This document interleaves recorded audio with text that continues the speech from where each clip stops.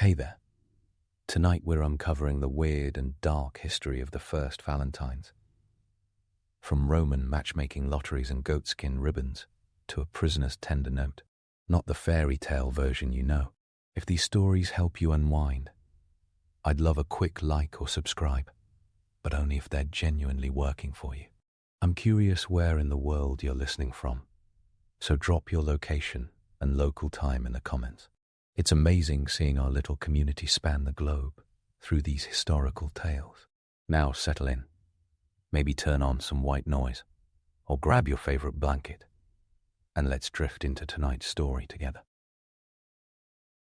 Chocolate boxes and heart emojis sit on top of a story that started with blood, relics, and a man writing verse from a prison tower while Europe froze through a brutal winter.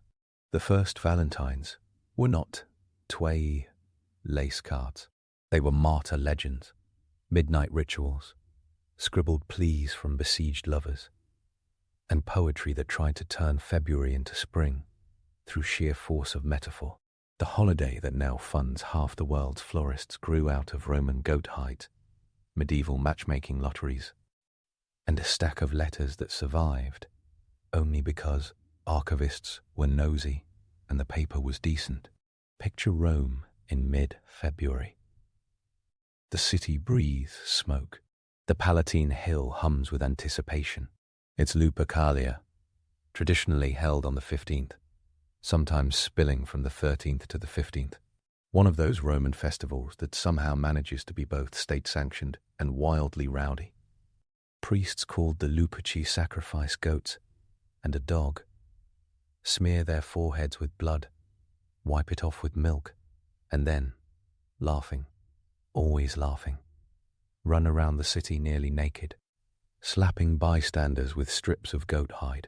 Those strips are called fibra, and their little smacks are supposed to bless fertility and easy childbirth. The word febra gives the month its name. That scene is now a cringe-inducing spectacle. In ancient Rome, it read as civic health and divine insurance. On the 15th of February 44 BAS, Mark Antony offered Julius Caesar a crown in front of a massed crowd at the Lupercal. Caesar refused. A month later, he was dead. Lupercalia sits right there in the background of Roman political drama. Festive chaos dissolving into history's sharp turn. Centuries later, a pope would denounce that same festival. In the 490s, Pope Gelasius I wrote a pointed letter to a Roman senator, Andromachus, describing Lupercalia as a degraded rite, not worth the dignity of the city. No directive in that letter transformed it into St. Valentine's Day. Scholars have hunted for a clean link, a tidy chain from goat hide thongs to lace cards. The tidy chain does not exist. The distance between Lupercalia and Valentine's Day is filled with creative misunderstanding and excellent marketing. The 20th century pop version that claims the church swapped a fertility festival for a saint's feast reads like a perfect plot twist. It just isn't what the surviving documents actually show. Noel Lenski's work on Lupercalia in the Journal of Roman Studies lays out the politics and persistence of the rite. Jack Oruch and Henry Ansgar Kelly ran down the medieval literature and found the love connection elsewhere. The appeal of the neat Lupercalia to Valentine elevator pitch is obvious. The evidence takes the stairs. The saint behind the day was already a problem in late antiquity. There wasn't one. There were several. Early lists mention at least 2 martyred men named Valentine on February 14th. One was a Roman priest who died along the Via Flaminia, the other a bishop from Interromna, modern Terni in Umbria, also connected to the Via Flaminia line. Some sources toss in a Valentine of Africa for good measure. The earliest calendars that preserve the memory of a Valentine on February 14th date from the 5th and 6th centuries, like the Martyrologium Hieronymium. By then the cult was real, and the cult had real estate.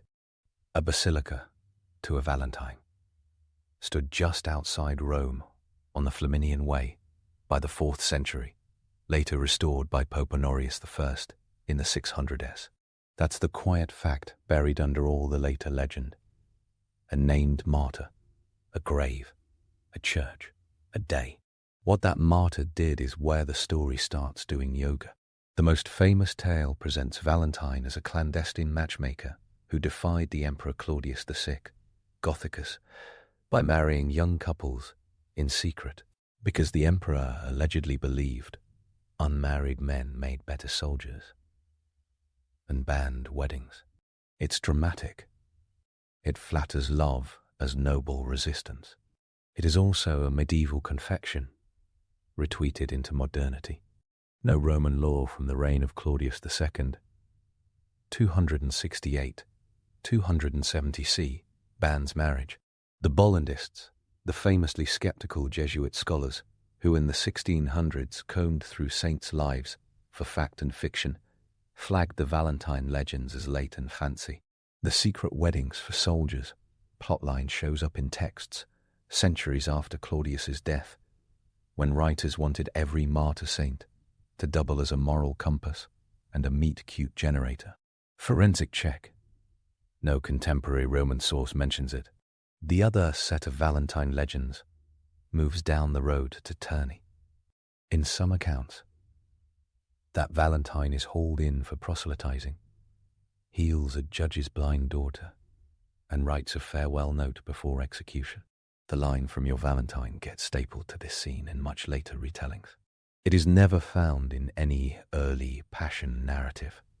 The first time "from your Valentine" appears as a signature line under a romantic message is not in a 3rd century cell, but in 18th and 19th century printed cards. Story-wise, it works. Evidence-wise, it belongs in the footnotes with a bright red legend sticker. The relics are real, though, and they're deeply, almost awkwardly, tangible. A skull crowned with flowers in Santa Maria in Cosmedin, Rome, labelled San Valentino. A body in Tourney. Relics in Dublin's Whitefriar Street Carmelite Church, sent from Rome in 1836. Fragments in Madrid, Vienna, and Rocamore in France, where a local shrine claims Valentine's bones arrived in 1868 to stop a devastating vineyard blight. The proliferation tells a story less about anatomy and more about demand. Medieval and early modern Europe prized relics the way modernity prizes exclusive merch drops. A saint's feast brought pilgrims. Pilgrims brought coin. Coin financed chapels and roofs. That skull behind glass is not a quaint prop. It is a reminder that the name Valentine once meant blood, conviction, and a community telling itself it had a protector. So how did February 14th become the date when lovebirds pair up and people sign their names with an X? In 14th century England, a poet made a move. Geoffrey Chaucer wrote a dream vision poem, probably in the 1380s, called The Parliament of Fools. The poem stages a scene where birds assemble before nature to choose their mates. Near the centre of it sits the money line. For this was on St. Valentine's Day /1. Every brid cometh there to choose his make. That's right there in Middle English, on St. Valentine's Day. Every bird comes to choose its mate. No ancient Roman or early Christian text says anything of the sort. Chaucer does. And Chaucer had influence. Jack Aruch, writing in Speculum in 1981, pointed out that the tie between Saint, Valentine and human romance begins here, in a poet's demonstration that literature can rearrange the calendar. Chaucer probably wrote that piece to flatter a royal engagement. Perhaps Richard II's betrothal to Anne of Bohemia in 1381. Perhaps another noble match. Then the poetic device stuck. It sounded plausible in England, To think that birds started pairing in mid-February. The statement reads like an observational flex. In reality, English birds pay attention to weather, not the church calendar.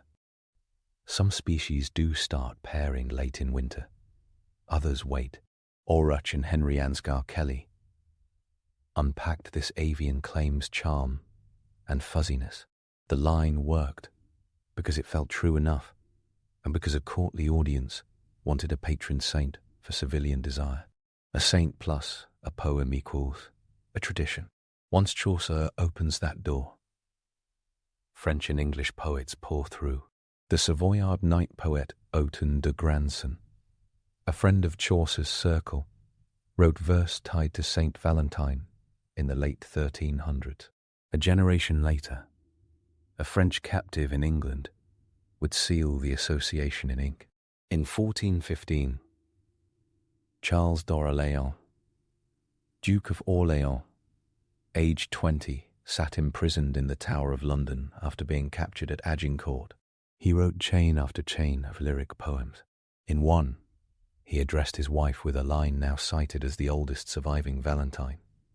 In a romantic sense, Je suis déjà d'amour, tanné par aimer, très douce Valentine. I am already sick of love, my very sweet Valentine. The British Library holds his manuscripts. The sentiment did not need a lace border to glow. The first Valentine, in a lot of tellings, is a prisoner's reach across the channel, carried by scribes and messengers. The English take the idea and run with it, not just among nobles, but among gentry and merchants. That leap shows up in a packet of family papers that survived because luck favoured messy households. In Norfolk and London, the Parston family wrote and hoarded hundreds of letters across the 15th century. In 1477, Marjorie Bruce, about 20, wrote her suitor John Parston a note that modern readers return to every February. The envelope, well, the outer address, reads with perfect directness, "Unto my right well-beloved Valentine, John Parston, Esquire, be this delivered."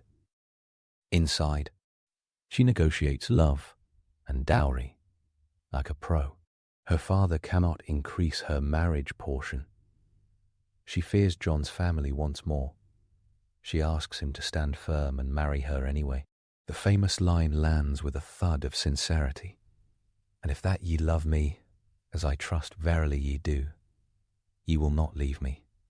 She signs off with a battery of endearments, and then the hook. She will never have any but him. Nothing about that letter is hallmark. Everything about it is the complicated business of two households weighing money, status, and desire. Marjorie won. She married John Paston. She wrote another Valentine letter the following year, addressing him again as my right well-beloved Valentine. The first Valentines in England are literal letters, personal pleas that thread romance through property law. By the 1400s, the date had turned into a little social engine. In French and English circles, people played lotteries by drawing names to discover who would be their Valentine, sometimes for a day, sometimes for the season. Poems exchanged, trinkets delivered, obligations invented. In later English custom, the first person of the opposite sex encountered on the morning of February 14th counted as one's Valentine for the day.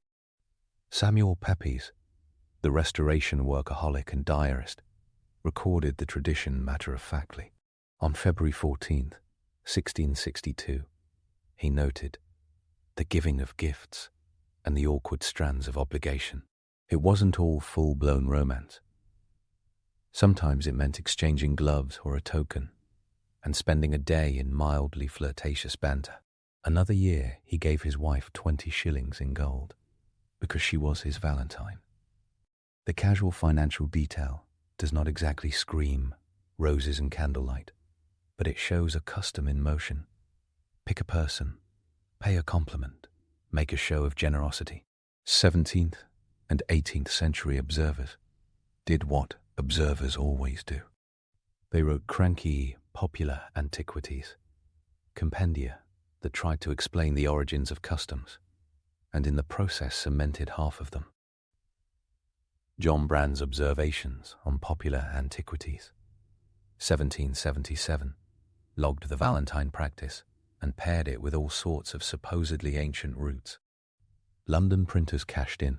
A pamphlet titled The Young Man's Valentine Writer came out in 1797, full of sample verses for the inarticulate suitor. It's essentially a template pack for feelings. The thatch between personal letter and printed form gets denser very fast. Then technology stepped on the gas. Britain's penny post, 1840, turned the mail into a democratic art. A letter could move across the country for a penny with a little black stamp. Victorians romanced through paper. Victorians also bought things in industrial quantities. Valentine's cards scaled accordingly. By the early 1840s, London alone handled hundreds of thousands of Valentines through the post annually. Estimates vary because contemporary newspapers loved big round numbers, but a figure of around 400,000 cards in or around 1841 shows up in postal histories. And by the 1860s and 1870s, the numbers reached into the millions across Britain. Sorting offices hired extra staff. Some of those staff were deployed to shield colleagues from the worst of the new wave. Vinegar Valentines. Vinegar Valentines are the petty soul of the Victorian print explosion. Cheap. Often printed on the nastiest paper, they mocked the recipient's appearance, job, habits, or marital prospects. Some were blunt enough to violate decency laws. In the United States, the Comstock Act of 1873 targeted obscene materials in the mail. Vinegar Valentines clearly tested that line. In 1885, American newspapers tut-tutted about the annual flood of insulting missives. British papers did the same. Clerks culled the most vicious items to avoid riots in the lobby. These weren't rare. They were the snark economy of the 19th century. For everyone writing "My very sweet Valentine," someone else scrawled a caricature calling a neighbor a drunk or a flirt. Love generated a shadow market of disdain. Meanwhile, the American Valentine industry sprouted lace and made money. In Worcester, Massachusetts, in 1847, Esther A. Howland looked at ornate English cards, looked at her family's stationery store, and saw a business plan. She ordered lace papers and fancy embellishments from England, built an assembly line team of local women, gluing and layering at home, and turned handmade Valentines into a domestic manufacturing success. By the early 1850s, her sales reportedly reached $100,000 a year. That said, the revenue figure, while popular, floats without consistent documentation. It stands because it captures the scale. What's certain? She created an American aesthetic, heavily embossed, ribbon-tied, aggressively sentimental, and a reliable income stream. The New England Valentine Company grew out of those studio tables. The emotions stayed handwritten. The frames arrived by the crate. All of this modern volume sits on top of a thinner, much stranger medieval layer. In that layer, February stands as a kind of social hinge. Winter leans toward spring. The calendar leans toward Lent. The birds are alleged to be pairing, and writers push a saint's day into Cupid's territory. Cupid, for the record, is Roman Eros with baby fat and a marketing budget.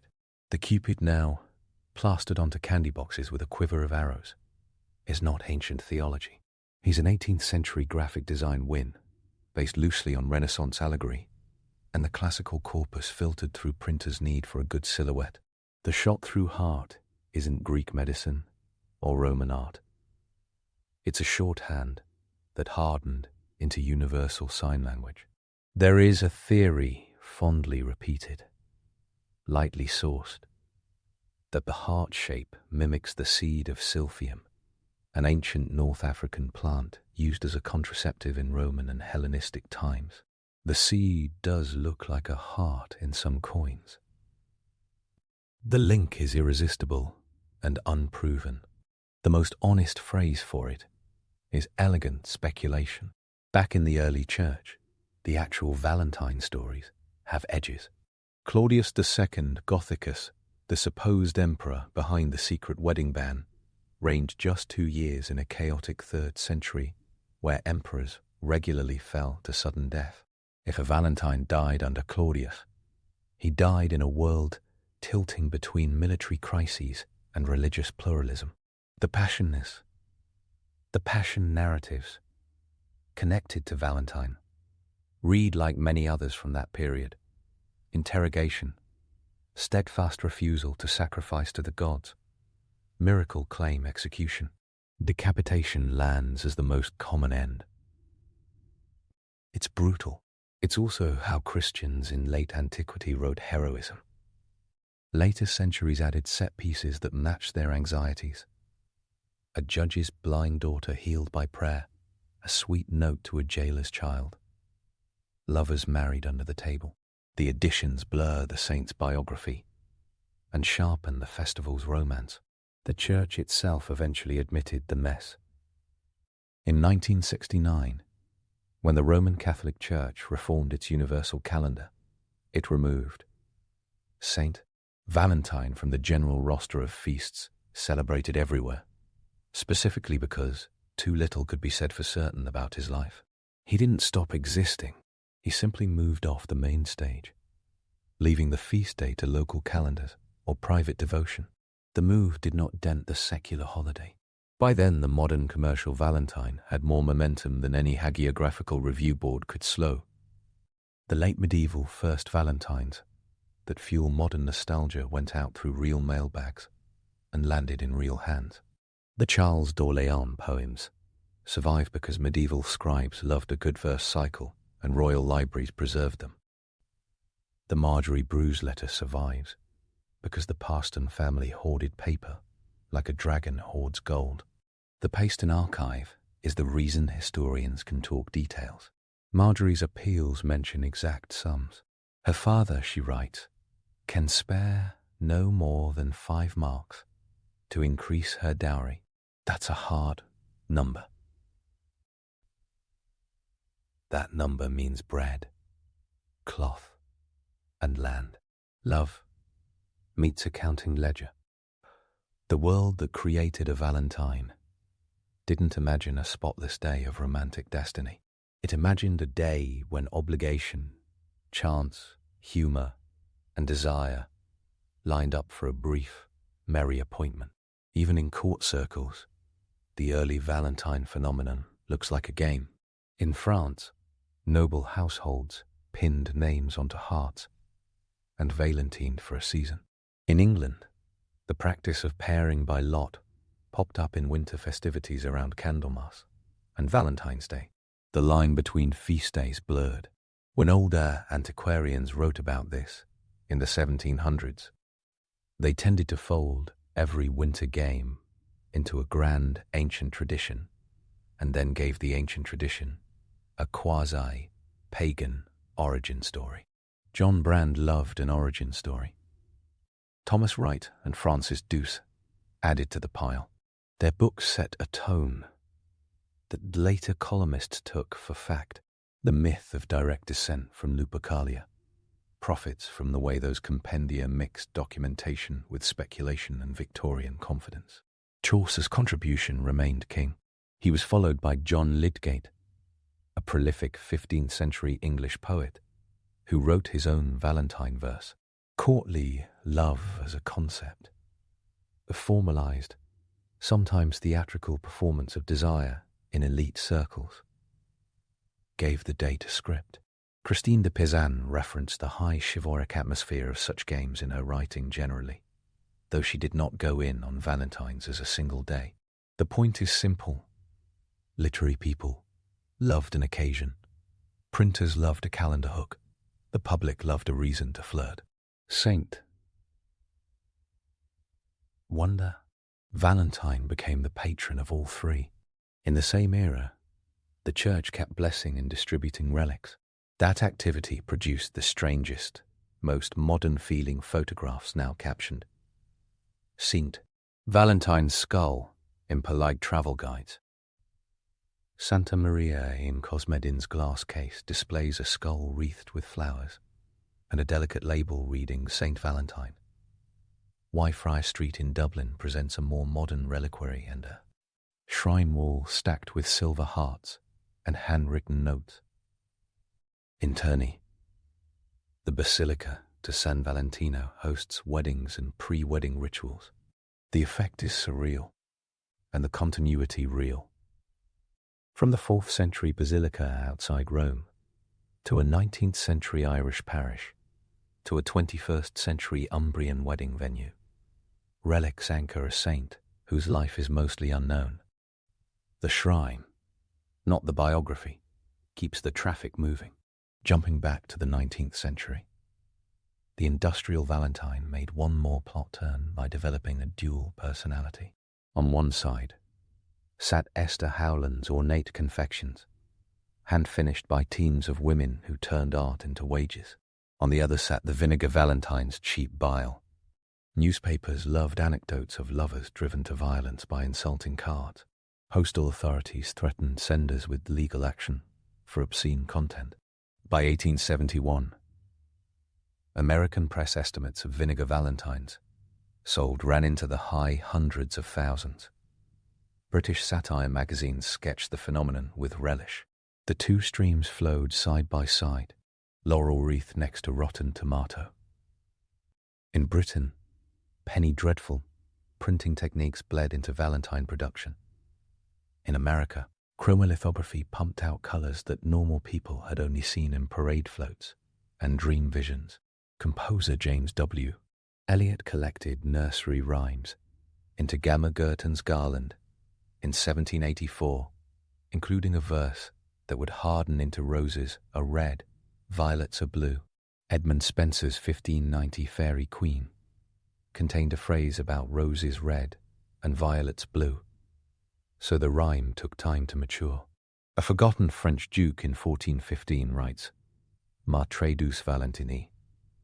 A Norfolk woman in 1477 writes, My right well-beloved Valentine. 2 centuries later, printers grind out millions of stiff cards where feelings are standardized and colors profound. Somewhere in there, Cupid learned to fly. The X as a kiss in signatures is another live wire. Medieval and early modern people often marked documents with an X as a sign of a cross when they could not write. They touched or kissed the mark to confirm sincerity. Over time, the kiss migrated from lips to symbol, and then the symbol started standing on its own. By the 19th century, a row of X's at the end of a letter said what the writer wanted without a fuss. It's not ancient culture. It's a long-standing gesture that got stylized. The weirdness shows in the practical pieces that keep turning up in the documentary record. In 1667, Samuel Pepys recorded the expense of Valentine gloves and the careful calculation of who belonged to whom for the day. The diarist John Evelyn noted similar customs. In 1769, a worrywart in a newspaper letter scolded the public for silly valentines and idleness. The scolding didn't work. The post office counted receipts. What bends modern expectations most is the way those first valentines cluster around constraint. Charles d'Orléans wrote from confinement. Marjorie Bruce negotiated around a short dowry. Early French and English aristocrats played within rules, drawing names out of bowls and then pretending, for a day, to be heartsworn. Even the martyrs stand as people who lived under strict imperial control. The earliest Valentine's Day elements all do something cunning. They carve out oxygen inside boundaries. A little hour for birds to choose. Mate. A little festival after the grimness of January. A little poem calling winter, spring. A little saint rebranded to patronize something he never actually did. St. Valentine's feast day gave cover for something people wanted anyway. Winter is long. Food is boring. A community needs semi-licensed flirtation before Lent rolls in with its stern face. Pair a name, write a verse, deliver a trinket, and then go back to work. That's the pulse behind the Paston letters, the Pepys entries, the brand compendia, the penny post counts. In the 1800s, industry simply swapped quills for presses and wax seals for gum arabic.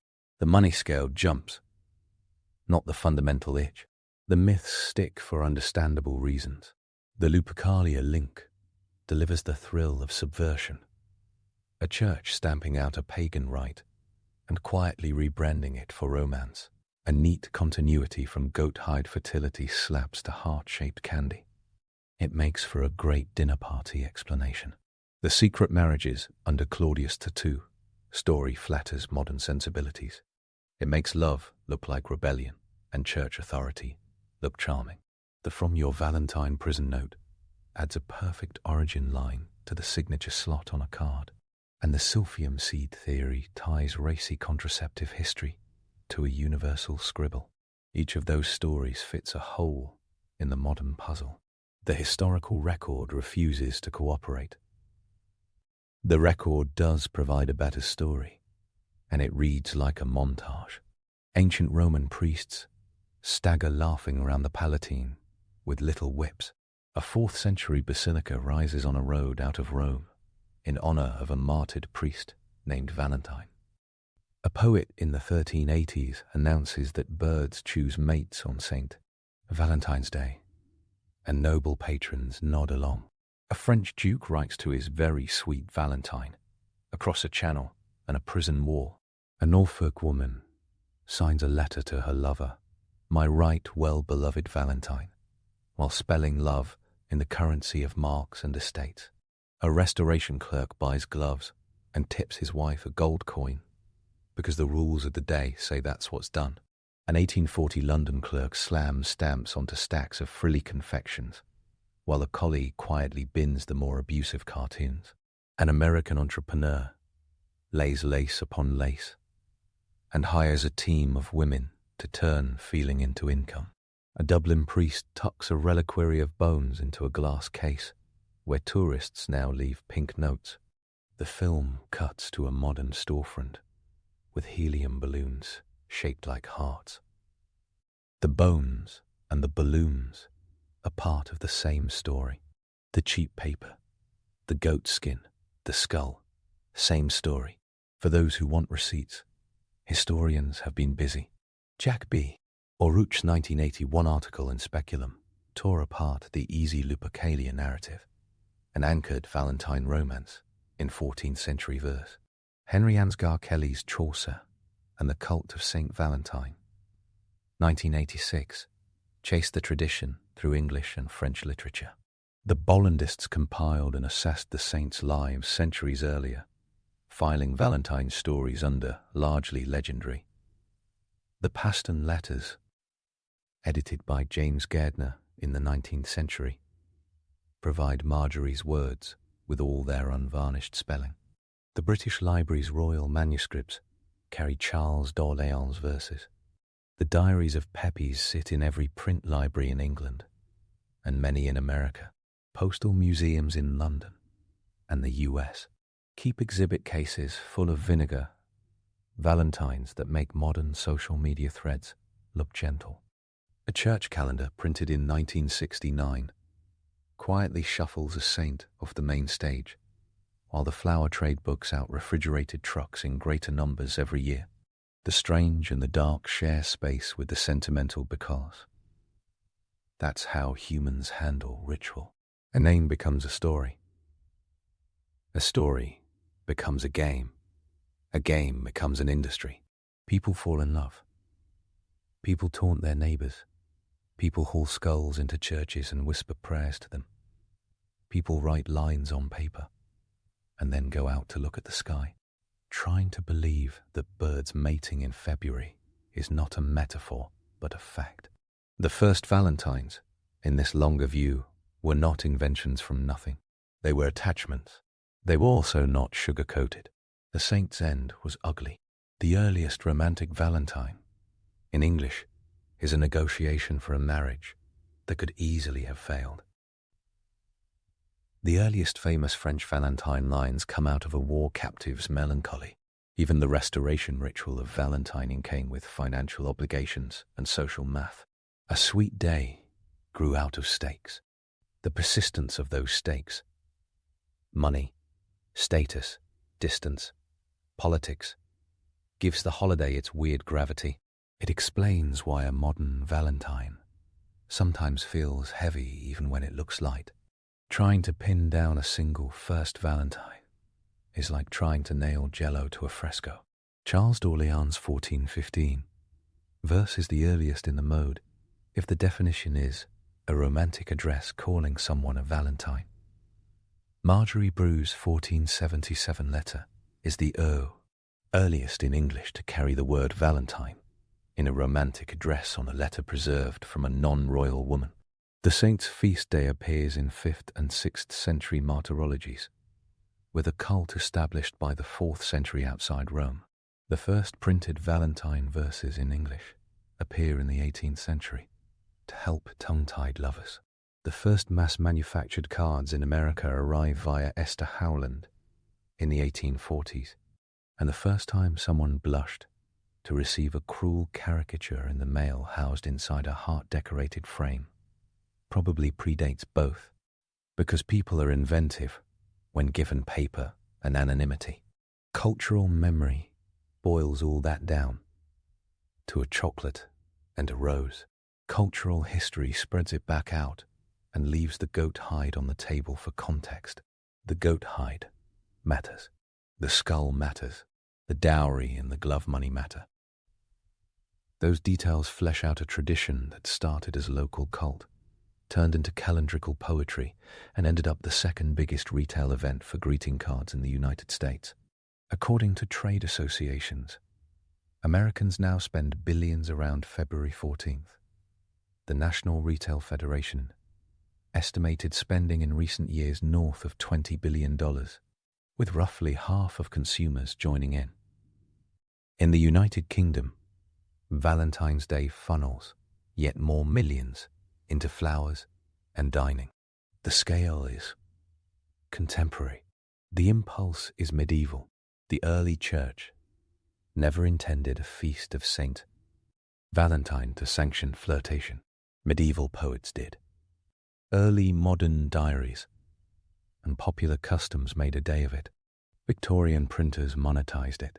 Modern retailers scaled it. Along the way, the false stories stuck. They stuck because they made emotional sense.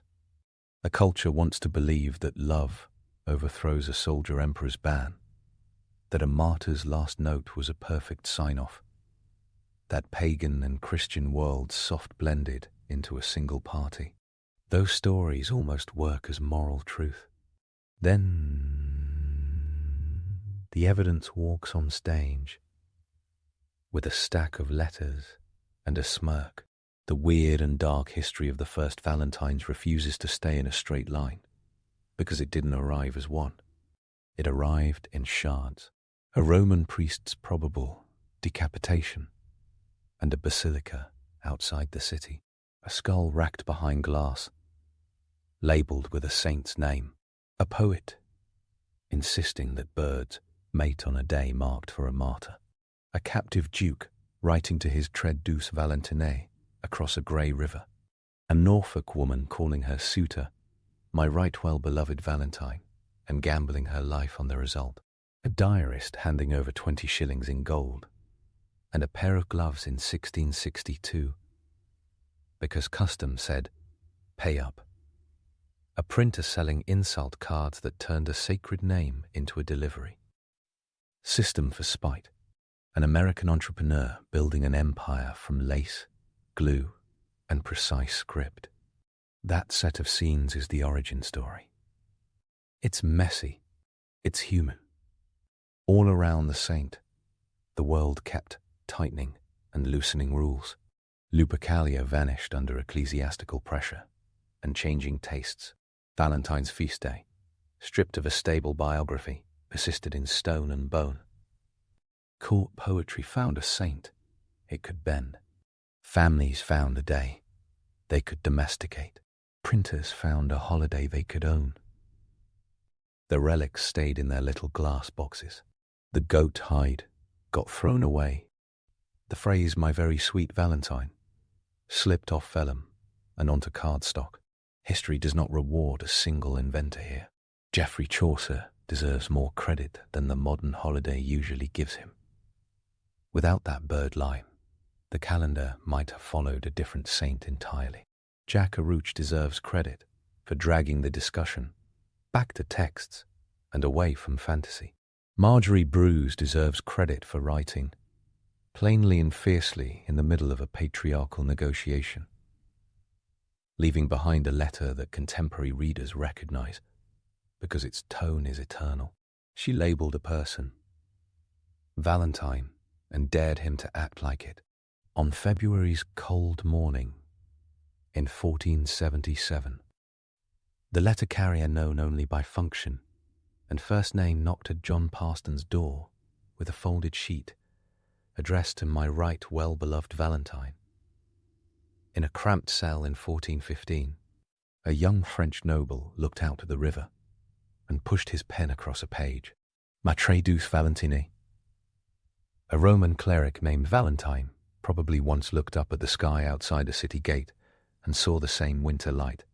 Even now, in a church in Rome and a chapel in Dublin, wax drips in front of a glass case holding labelled bone. The day slides by above the case, noisy and bright. The first Valentines live underneath, where stories mix with evidence and the results come out equal parts tender and strange. The saint's life stayed vague. The customs multiplied. The jokes got cruel. The cards got heavy. The numbers got big. The skulls stayed where they were put. That is the story. It has goat blood at the beginning, cheap ink in the middle, and a line of verse that will outlive both. In Middle English, Chaucer set the modern holiday's tone with 8 words. 1. Every brid cometh there to cheese his make. Every bird cometh there to choose its mate. It sounds like prophecy, and it reads like permission. That permission turned an obscure martyr into a calendar giant. It also turned a swarm of letters into an industry, and a respiratory sedative for a gloomy month. The weird and dark parts function like ballast. They keep the candy hearts from floating away into helium, nothing. They reinforce the truth that even the sweetest customs sit on top of stone. Somewhere at the core of the holiday, there are bones, a basilica floor, a poet inventing spring, a prisoner whispering to a locked door, a Norfolk daughter staring down a family budget, and a clerk buying gloves with a stiff smile. All the lace and glitter in the world cannot push that out of the frame. It shouldn't. The gritty foundation makes the soft parts sweeter by contrast. The first Valentines were not soft at all. They were iron nails under velvet, words braced against weather, names pulled from a bowl and spun into an excuse to be kind, or silly, or brave. The oldest Valentines did not come with instructions. They came with constraints. The modern holiday, for all its avalanche of fresh roses and restaurant bookings, still uses the old trick. February is heavy. The day interrupts the heaviness. Birds do not actually keep the appointment, but people can. That concept, and not Lupercalia's goatskin whip or a saint's apocryphal handwriting, is the heart of the matter. The human trick, carving out a pocket of delight inside schedules and shortages built to feast. The details that cling to it are weird and dark and real. They do not ruin the day. They tune it. Next, let's turn our attention to the development of the Byzantine military strategies. A fleet rose into the Bosporus in 1717, oars creaking, prows cutting cold water like knives. The city ahead, Constantinople, sits behind the Theodosian walls, stone on stone over 5.7 kilometers of ramparts and towers. A triple-layered nope to any invader with ambition. The Arab armada expects panic. Instead, Byzantine ships slide out from the Golden Horn, prow siphons aimed like metallic dragon snouts. The night coughs flame. Greek fire sprays across black waves, clinging to wood and skin, burning even on water. The Arab sailors jump or scream, or both, and the sea lights up with the kind of glow that only shows up in apocalyptic nightmares and late Byzantine chronicles. The siege lasts nearly a year. Starvation spreads on the landward side. Winter kills thousands. Bulgarian horsemen raid the besiegers. By August 718, the survivors sail home. Emperor Leo III stays on his throne. The city is still there. The message lands. This empire doesn't just fight, it endures. That scene sells tickets. Flames always do. But the real trick is the part most people skip. The Byzantine military survived for 1,000 years, not because of one magic weapon, but because of a mindset. They loved patience. They treated war like math. They used walls, fortresses, accountants, and diplomatic favors with the same dead serious energy other empires reserved for cavalry charges. They called themselves Romans, and they acted like the empire was a portfolio. Risk had to be managed. Losses had to be amortized. Enemies had to be manipulated. The army was a tool. The navy was another. Gold and titles were weapons too. Scratch the surface, and out comes a playbook. Belisarius building a trench at Dara in 530. Heraclius marching in winter toward Nineveh in 627. Basil II grinding down Bulgaria for 4 decades until the mountains learn his name. Nikephoros Phocas writing a literal manual on ambushes, and Alexios Komnenos defeating an entire nomad nation at Livonian in 1091 by turning their wagon circle into a kill box. They documented tactics in treatises, polished their institutions, pressed geography into service, and never fell in love with one style of war for long. They lost plenty. They adapted more. Start at the beginning of the Byzantine story, when the empire is still visibly Roman. Under Justinian, in the 530s, the empire launches expensive, flashy campaigns. Procopius describes the army as a layered cake. Comitances, field troops, Limitane frontier units, federati allies from outside the empire, and bucellari, elite personal retinues.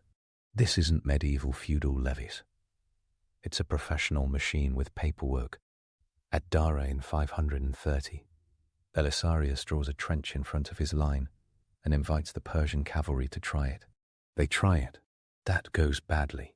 Procopius records the Persians pushing toward the Byzantine center and getting hit by flanking cavalry and Hun archers, a combined arms move that reads modern, because it is. 1 year later, at Callinicum, Belisarius retreats and takes heat for it. Byzantine strategy is not allergic to backing out when the math looks wrong. Under Narses, at Tagine, in 552, the Byzantines beat the Goths, using disciplined infantry and archers to crack cavalry charges, then counterattack in a controlled way that would make a drill sergeant nod. This early phase is the memory the empire never forgets. Discipline, trenches, feint, combined arms, and the idea that clever beats flashy.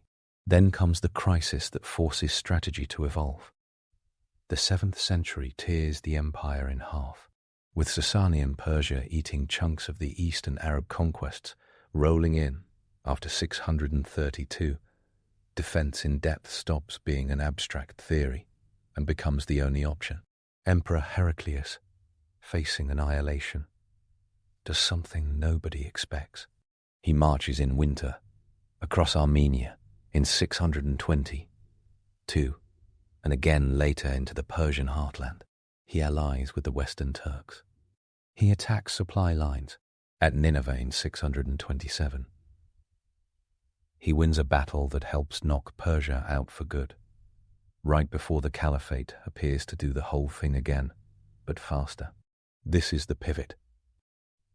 The imperial military turns from expeditionary Roman to survival-focused Byzantine. The empire pulls back, consolidates, and invents the system that will define its middle centuries. The themes. Scholars still argue about who started them. Heraclius gets credit in older stories, but documentary evidence points later toward Constans X or Constantine I, with the first attested themes showing up in the 680s. Whatever the birth certificate says, the function is clear. Troops are settled on land. They fight and farm. Strategoi, military governors, run districts with names like Anatolikon, Opsikion, Armeniakon and Thracian. The borders get studded with Clysaerae, fortified mountain passes, whose names sound like gates to boss arenas because they are. The manual that captures the spirit of this era is the Strategikon attributed to Maurice, compiled toward the end of the 6th century and copied like a favorite playlist for centuries. It reads like it's written by someone who has seen weird things and lived. Advice appears on everything from camp sanitation to the psychology of different enemies. Against Persians, keep the formation tight. Against Franks, watch for sudden attacks. Against Avars and Slavs, avoid fighting in forests where their ambushes work. Fight in terrain that makes sense for the units on hand. There's constant emphasis on reconnaissance, discipline, drilled formations, and never trusting a first impression of the enemy's retreat.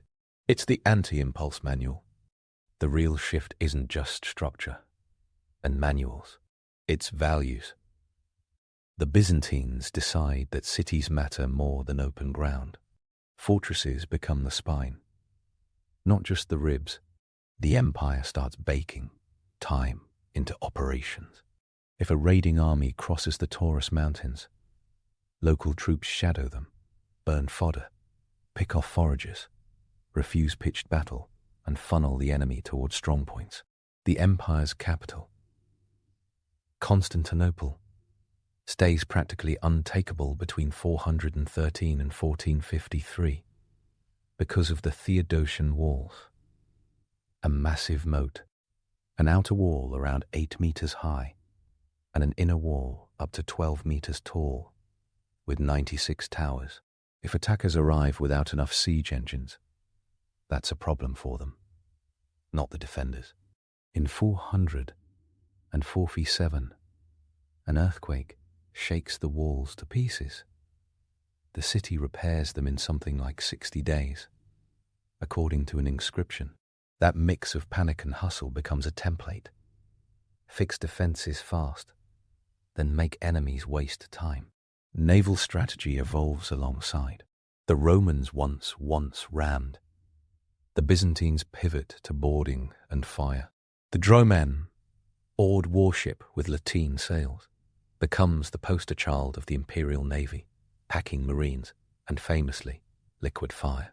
Greek fire is credited to an engineer from Heliopolis named Kallinikos, around the 670s, though the exact formula stays a state secret so tight it vanishes with the empire. Sources like Theophanes and later chroniclers document its use in 678 against the first great Arab siege of Constantinople, and again, dramatically, in 717 to 718. By 941, when Arus's fleet under Igor tries its luck in the Bosporus, Byzantine fireships torch them. Greek fire is terrifying, but it's not magic. It needs calm seas, careful handling, and specialized crews called siphonarioi. It becomes an ace up the sleeve not the whole deck. The empire's real killer app isn't a substance. It's a habit. Every imperial war plan flows through 3 channels: the army, the navy, and the embassy. The logothets to Dromo, the official in charge of intelligence and foreign affairs, sits at the center of a web of spies, informants, hostage exchanges, and gift lists that read like wedding registries for kings. Enemies get titles, cash stipends, silk robes, and marriage proposals. The empire buys peace, or buys time, or buys civil wars in enemy courts. Contemporary critics call it cowardly. Modern logistics officers call it cheaper than a campaign. Out on the frontier, the thematic armies get used to skirmishing and ambushes. Arab raiders strike in summer. The empire expects it. Outpost towns called castra hold garrisons and supplies. Guides, akriti, live and fight in the borderlands. Manuals get updated. In the 10th century, Leo Vi's Tactica compiles older wisdom with new notes. And then the heavy hitters in the 9060s take the stage. Nikephoros II Focus, a general's general, and his circle produce 2 texts, revered by anyone who likes neat diagrams: the Precepta Militaria and De Velitation Bellica, usually shortened to on skirmishing. They read like they were written by someone who slept in armor and woke up highlighting maps. Nikephoros pushes new formations, double-checks old ones, and writes obsessively about terrain and deception. He brings back super-heavy cavalry, Klibanov Roy, men and horses armored with lamella, lances couched, used in wedge formations that punch through lines and break morale. He adds Menavalatoi, heavy spearmen with the Menavalian spear, positioned in front of the cavalry to stop enemy charges and create lanes for the cataphracts. He breaks marching columns into trapezoids with rear guards and flankers to stop ambushes on mountain roads. He tells subordinates that knight is an ally, not a hazard, if they practice. He builds siege engines like it's a hobby and turns them on Crete in 962. 961, with a campaign that modern estimates peg at tens of thousands of men and over 200 ships. Chandax, the island's fortress capital, falls after a months-long siege thanks to towers, miners, and disciplined assaults. Sources like Leo the Deacon love the details. The strategy geeks love the logistics more. The 10 years around his reign and that of his successor John Knight Tzimiskis become a case study in Byzantine operational art. The empire captures Tarsus, Melitene, and then Antioch in 969, helped by a mix of siege and subterfuge. Intrigue inside the city opens a gate. A Byzantine commander named Michael Bautzes disregards orders, seizes a tower, and suddenly the chessboard flips. It's messy. It works. Over and over in these campaigns, the manual's advice comes alive. Use scouts. Avoid battle unless conditions scream that it's winnable. Never pursue too far.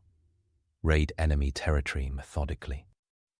Take fortresses and reshape the strategic map one stone at a time. All this patient ruthlessness leads to the empire's flex in the Balkans under Basil Ther. He starts his reign in 976 with rebellions and bad headlines. He ends it in 1025, at the peak of power, with Bulgaria annexed after 20 years of deliberate, grinding war. The story everyone remembers involves blinding prisoners. It's recorded by John Skylitzes that after the battle at Clydian on the 29th of July 1014, Basil captures thousands. Sources say around 14,000. And sends them back to Tsar Samuel in groups of 100, each group led by a man with one eye. The numbers are debated by modern historians. The horror is not. Samuel reportedly dies of a stroke a couple of months later. Basil's bigger tactic is less cinematic. He builds and rebuilds fortresses across Macedonia, Thessaly, and Thrace, controls passes, splits enemy territories, and forces the Bulgarians into one defensive line after another, until the state cracks in 1018. The Varangian Guard, established around 988, when Vladimir of Kiev sends 6,000 soldiers and gets an imperial marriage in return, serves as a loyal axe-wielding shock force and palace guard across these campaigns. They are Rus and Scandinavians at first. English exiles join after 1066. They leave runic graffiti in Hagia Sophia and bones on Balkan hills. By the time Basil II dies, the empire has an army that works. The tagmata, the central professional regiments, like the Skolai, Exgubitoi, Hekanatoi, and the Vigla, Anchor Field, campaigns. The mata supply local troops and garrisons. Army sizes remain a historian's headache. Precise numbers are hard, but estimates cluster around 50,000 to 80,000 effectives, empire-wide in the 10th century, with perhaps 15,000 to 25,000 in the central tagmata when fully mobilized. The navy is in decent shape, with the imperial fleet and the Khyber Hayat theme responsible for southern coasts. The manuals are on commander's shelves, copied and updated with notes in margins that probably include curses. Then the system starts to fray. The 11th century opens with too many wealthy estates swallowing soldier farmers' plots. Tax commutation rises. The thematic model hollows out. Provincial power brokers turn into mini warlords. The empire still fields good armies, but the quiet base that fed them gets shaky. Norman adventurers take Bari in 1071, ending Byzantine rule in Italy. In the same year, Romanos I Diogenes marches east to stop the Seljuk threat and ends up at Manzikert on the 26th of August. The Seljuk Sultan Alparslan tries to negotiate. Romanos pushes for a fight. Command confusion, a treacherous retreat order from Andronikos Doukas in the rear, and a smart Seljuk encirclement collapse the Byzantine lines. Romanos gets captured, then released, then overthrown. The disaster isn't a single battle on a field in eastern Anatolia. The disaster is the civil wars that follow, eating the empire from inside while Turkic raiders flood the Anatolian plateau. Enter the Komnenoi, with the grimmest makeover in medieval politics. Alexios I Komnenos takes the throne in 1081, at age 24, with the empire half broken and immediate enemies in every direction. Normans under Robert Guiscard attack from the west. Pechenegs raid from the north. Seljuks raid from the east. Alexios does not have Basil II's wall of thematic soldiers. He has to improvise. He recruits mercenaries, Normans, Turks, Cumans, Franks, alongside what's left of the tagmata and loyal thematic forces. He creates new taxes, redistributes lands under a system later called pronoia to sustain cavalry, and does not hesitate to trade privileges for survival. In 1082 he grants Venice massive tax exemptions in a crucible to secure naval help. Modern economists would call this a stimulus package with side effects. He calls it staying alive. Then he stages one of the most brutal reboots of steppe politics. In 1091, at Livonian, near the Marita River, Alexios, an allied Cuman cavalry trap the Pecheneg horde, which is rolled into Thrace with wagons and families. The Pechenegs set up their wagon lager. The Cumans and Byzantines smash it.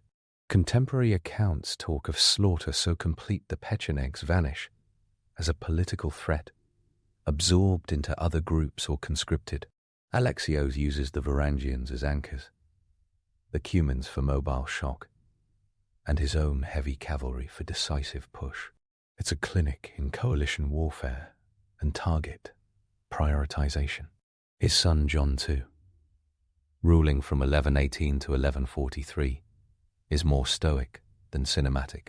He improves pay, drills the army, and keeps it in the field. At Beroia in 1122, he traps a Pecheneg force inside a wagon circle and uses disciplined troops, including the Varangians, to break it open. He campaigns in Anatolia and the Balkans with methodical patience, preferring sieges and secure routes to flashy risks. He pushes the Seljuks back enough to carve passageways to the southern coast and arms the empire with the kind of steady momentum that never makes good TV but wins wars. Manuel I Komnenos, ruling to 1180, loves Western tournaments and knightly culture, but still understands Byzantine pragmatism. He fights Hungarians, Normans, and Seljuks in a balancing act, sometimes overextending for glory. In 1176, at Myriokephalon, he marches into the Seljuk mountains with baggage trains stretching through narrow passes. The Seljuks ambush. The result is a smaller version of Manzikert, badly hurt, not instantly fatal. Manuel acknowledges it by accepting terms and shifting strategy. The empire loses the comfort of deep Anatolian control, but not the will to grind. Throughout all these pivots, the manuals keep coming.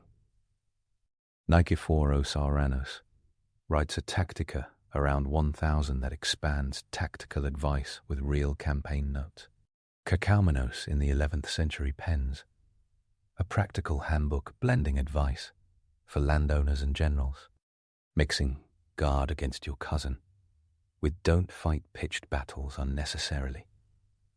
Constantine Ves de Administrando Imperio around 950 reads like a spy chief's memo to future emperors. Here's how to handle the Rus, the Pechenegs, the Arabs, and your relatives. Anna Komnene's Alexiad in the 12th century is both family memoir and operational history, describing her father's campaigns with precise details about troop mixes, ambushes, and the personalities of mercenary commanders. The Byzantines keep documenting what they learn and pass it on. Even when what they learn hurts, the empire also keeps a navy. The 10th century fleets are strong, with Stelandia and Dromans, and regional naval themes, like the Kibireouts, safeguarding the southern coasts of Anatolia. The navy's doctrine centers on control of straits, convoy escort, and annihilation battles only when favorable. A Droman spur replaces the old ram.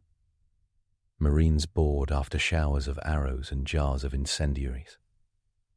But the naval edge erodes in the 11th century as ship maintenance lags, and Italian city-states get trade privileges and build up their own fleets. After 1204, the empire's remnant states struggle to put 20 serious warships to sea. Michael via Palaiologos, who recovers Constantinople in 1261, cuts a deal at Nymphaeum with Genoa that trades commercial privileges for naval aid against Venice. It's a lifeline with hooks. The Fourth Crusade in 1204 drops, a meteor into the empire's institutional memory. Latin Crusaders, redacted by Venetian interests, and Byzantine civil war breached the Golden Horn with a floating tower trick, swarmed the sea walls, and sacked the richest city in Europe. The empire splinters. Nicaea, Epirus, and Trebizond compete to claim the Roman inheritance. In Nicaea, emperors like John the Third rebuild, using a playbook the old empire would recognize.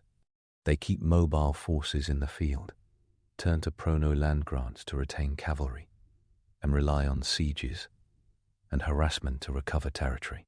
They cultivate local allies and avoid burned earth heroics. They aim for momentum, not miracles. Palaeologan emperors after 1261 hold Constantinople, but with fewer resources. Their strategy shrinks into survival in a hostile sea. They hire mercenaries aggressively. Alan horsemen, Turkish auxiliaries, Latin companies. The Catalan Company, an elite band of Almogavars under Roger de Flor, arrives in 1303 to fight the Turks in Anatolia. They win battles.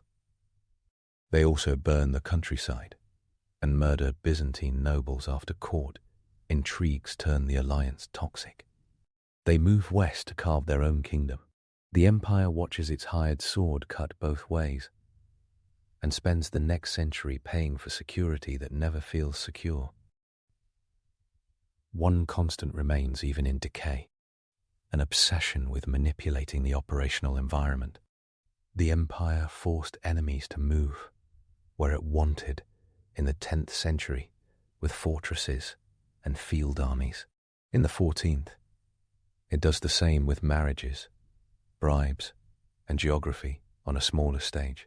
John V. Cantacuzenios, a scholar emperor, writes history while inviting Ottoman allies to help in a civil war, then watches those allies stay. It's a final paradox of Byzantine strategy. The same openness to coalition warfare that saved the state under the Komnenoi invites a new threat into Europe in the Palaeologan twilight. Underneath the stories run a few core practices that make up the Byzantine military brand. The first is an allergy to stupid battles. Their manuals openly say it. The Strategikon tells generals not to fight on ground that favors the enemy. Leo Vi repeats the advice. Nikephoros, too, and his on-skirmishing recommend pinprick raids, traps, and ambushes whenever possible. In one passage, the text instructs commanders to send small detachments to harass an enemy camp at night, light fires in different places to make the force look big, and then vanish before dawn.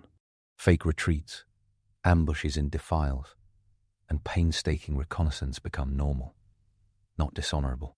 The second is a delight in terrain. Byzantine commanders look at maps like predators, look at watering holes. Belisarius's trench at Dara turns flat land into a defensive multiplier. Heraclius chooses to fight in winter and in mountains because it subtracts Persian advantages. Nikephoros too writes entire sections about marching in trapezoids with flank guards in rough country. Basil too chokes mountain passes in Macedonia until the Bulgarian army lives in a maze of walls and ditches and starts making mistakes under pressure. The third is logistics as destiny. The empire's roads and depots matter as much as its swords. The Strategikon devotes pages to baggage trains, water discipline, and camp layouts with ditches and palisades every night. Byzantine armies carry their own grain mills, their own siege engines, their own pontoon bridges when budgets allow. They coordinate naval and land campaigns to keep supply lines short. They plan campaigns seasonally and warn against summer pursuits across Anatolian plains where horses die of thirst by the hundreds. Nikephoros' treatises talk about distributing barley for horses and folding camels into pack trains in the east when terrain and climate fit. A fourth perpetual theme, intelligence. The empire invests in spies. The Logothetes II Dromu runs a service that gathers data from merchants, captives, letter intercepts, and defectors. Constantine Viz de Administrando Imperio includes ethnographic info about neighboring peoples that reads like a rough CIA country brief. Tribal structures, preferred gifts, marriage politics, and how to keep them busy. Byzantine generals write to enemy commanders, offering titles and gold, sometimes winning cities without lifting a sword. It's not just soft power, it's targeted bribery and personnel poaching. Myths orbit all of this and beg to be popped. The myth that Byzantium is just a coward's defense machine, evaporates in front of campaigns like Crete. 960, 960. 1.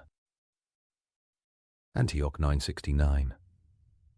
Or Basil's drive to Ohrid and beyond. Offensive operations are threaded through the empire's history, whenever the odds are good and the treasury can take it. Another myth. Greek fire as a tactical nuke. Dies in wind and rain. The formula is unique, but the weapon is constrained by weather, maintenance and range. It saves cities and shatters fleets when timed right. It does not own the sea by itself. Then there's the myth that Manzikert equals instant doom. The reality is a decade of civil wars, tax collapse and local power vacuums. Alexios picks up the pieces. The Komnenian army fills the field again. Victories return. Names anchor the story like iron spikes. Procopius documents the 6th century army with snide asides and great detail. Theophanes the Confessor chronicles 8th and early 9th century events with a monk's taste for divine causation. Leo the Deacon covers the 10th century Reconquista with eyewitness energy. Skylitz's stitches together 11th century event with a compiler's eye. Anna Komnene writes the Alexiad with filial piety and sharp tactical notes. Nicetas Choniates mourns the fall of 1204 with lyrical, angry grief. John Kinnamos and John Zonaras fill in 12th century gaps with courtly care. Later Byzantine historians like George Pachymeres, Nikephoros Gregoras, John Cantacozenos, Ducas, and Leonikos Chakokondyles carry the story down to 1453 with tragic clarity. The manuals and the histories cross-check each other. They agree on the empire's habits, prefer fortified cities and garrisons that force enemies to bleed for every mile, favor combined arms, heavy cavalry, infantry, archers, and missile troops working as planned rather than improvising a hero's charge. Use specialized troops, as with men of Alatoi, to pin cavalry, or Varangians as shock infantry, to solve specific problems. Treat mercenaries as force multipliers, but never forget the risk. Balance gold and steel, diplomacy and war, so that each fight is not an existential crisis. The details get delightfully nerdy. Formations show up in texts with names like embolon, wedge, and lokos, file. Field deployment includes a first line of archers and light infantry to harass, a second line of spearmen and swordsmen to receive, and cavalry hidden on the flanks for the counterblow. Nikephoros II tells commanders to place their best infantry with long spears, menavilia, at intervals in front of the cavalry to hold enemy charges at bay. Then open lanes at the signal so the armored horse can punch through. He suggests tethering horses during overnight camps to prevent stampedes when attacked at night, and building ditches with thorny brush to protect the perimeter. Develotation explains how to feign a small party lost and running, draw out pursuers, and spring a kill trap from behind a ridge. The tone reads like a war nerd on a caffeine binge. The content echoes in 20th century small unit tactics. Byzantine siegecraft belongs on its own wall of fame. The empire builds trebuchets before Western Europe makes them fashionable.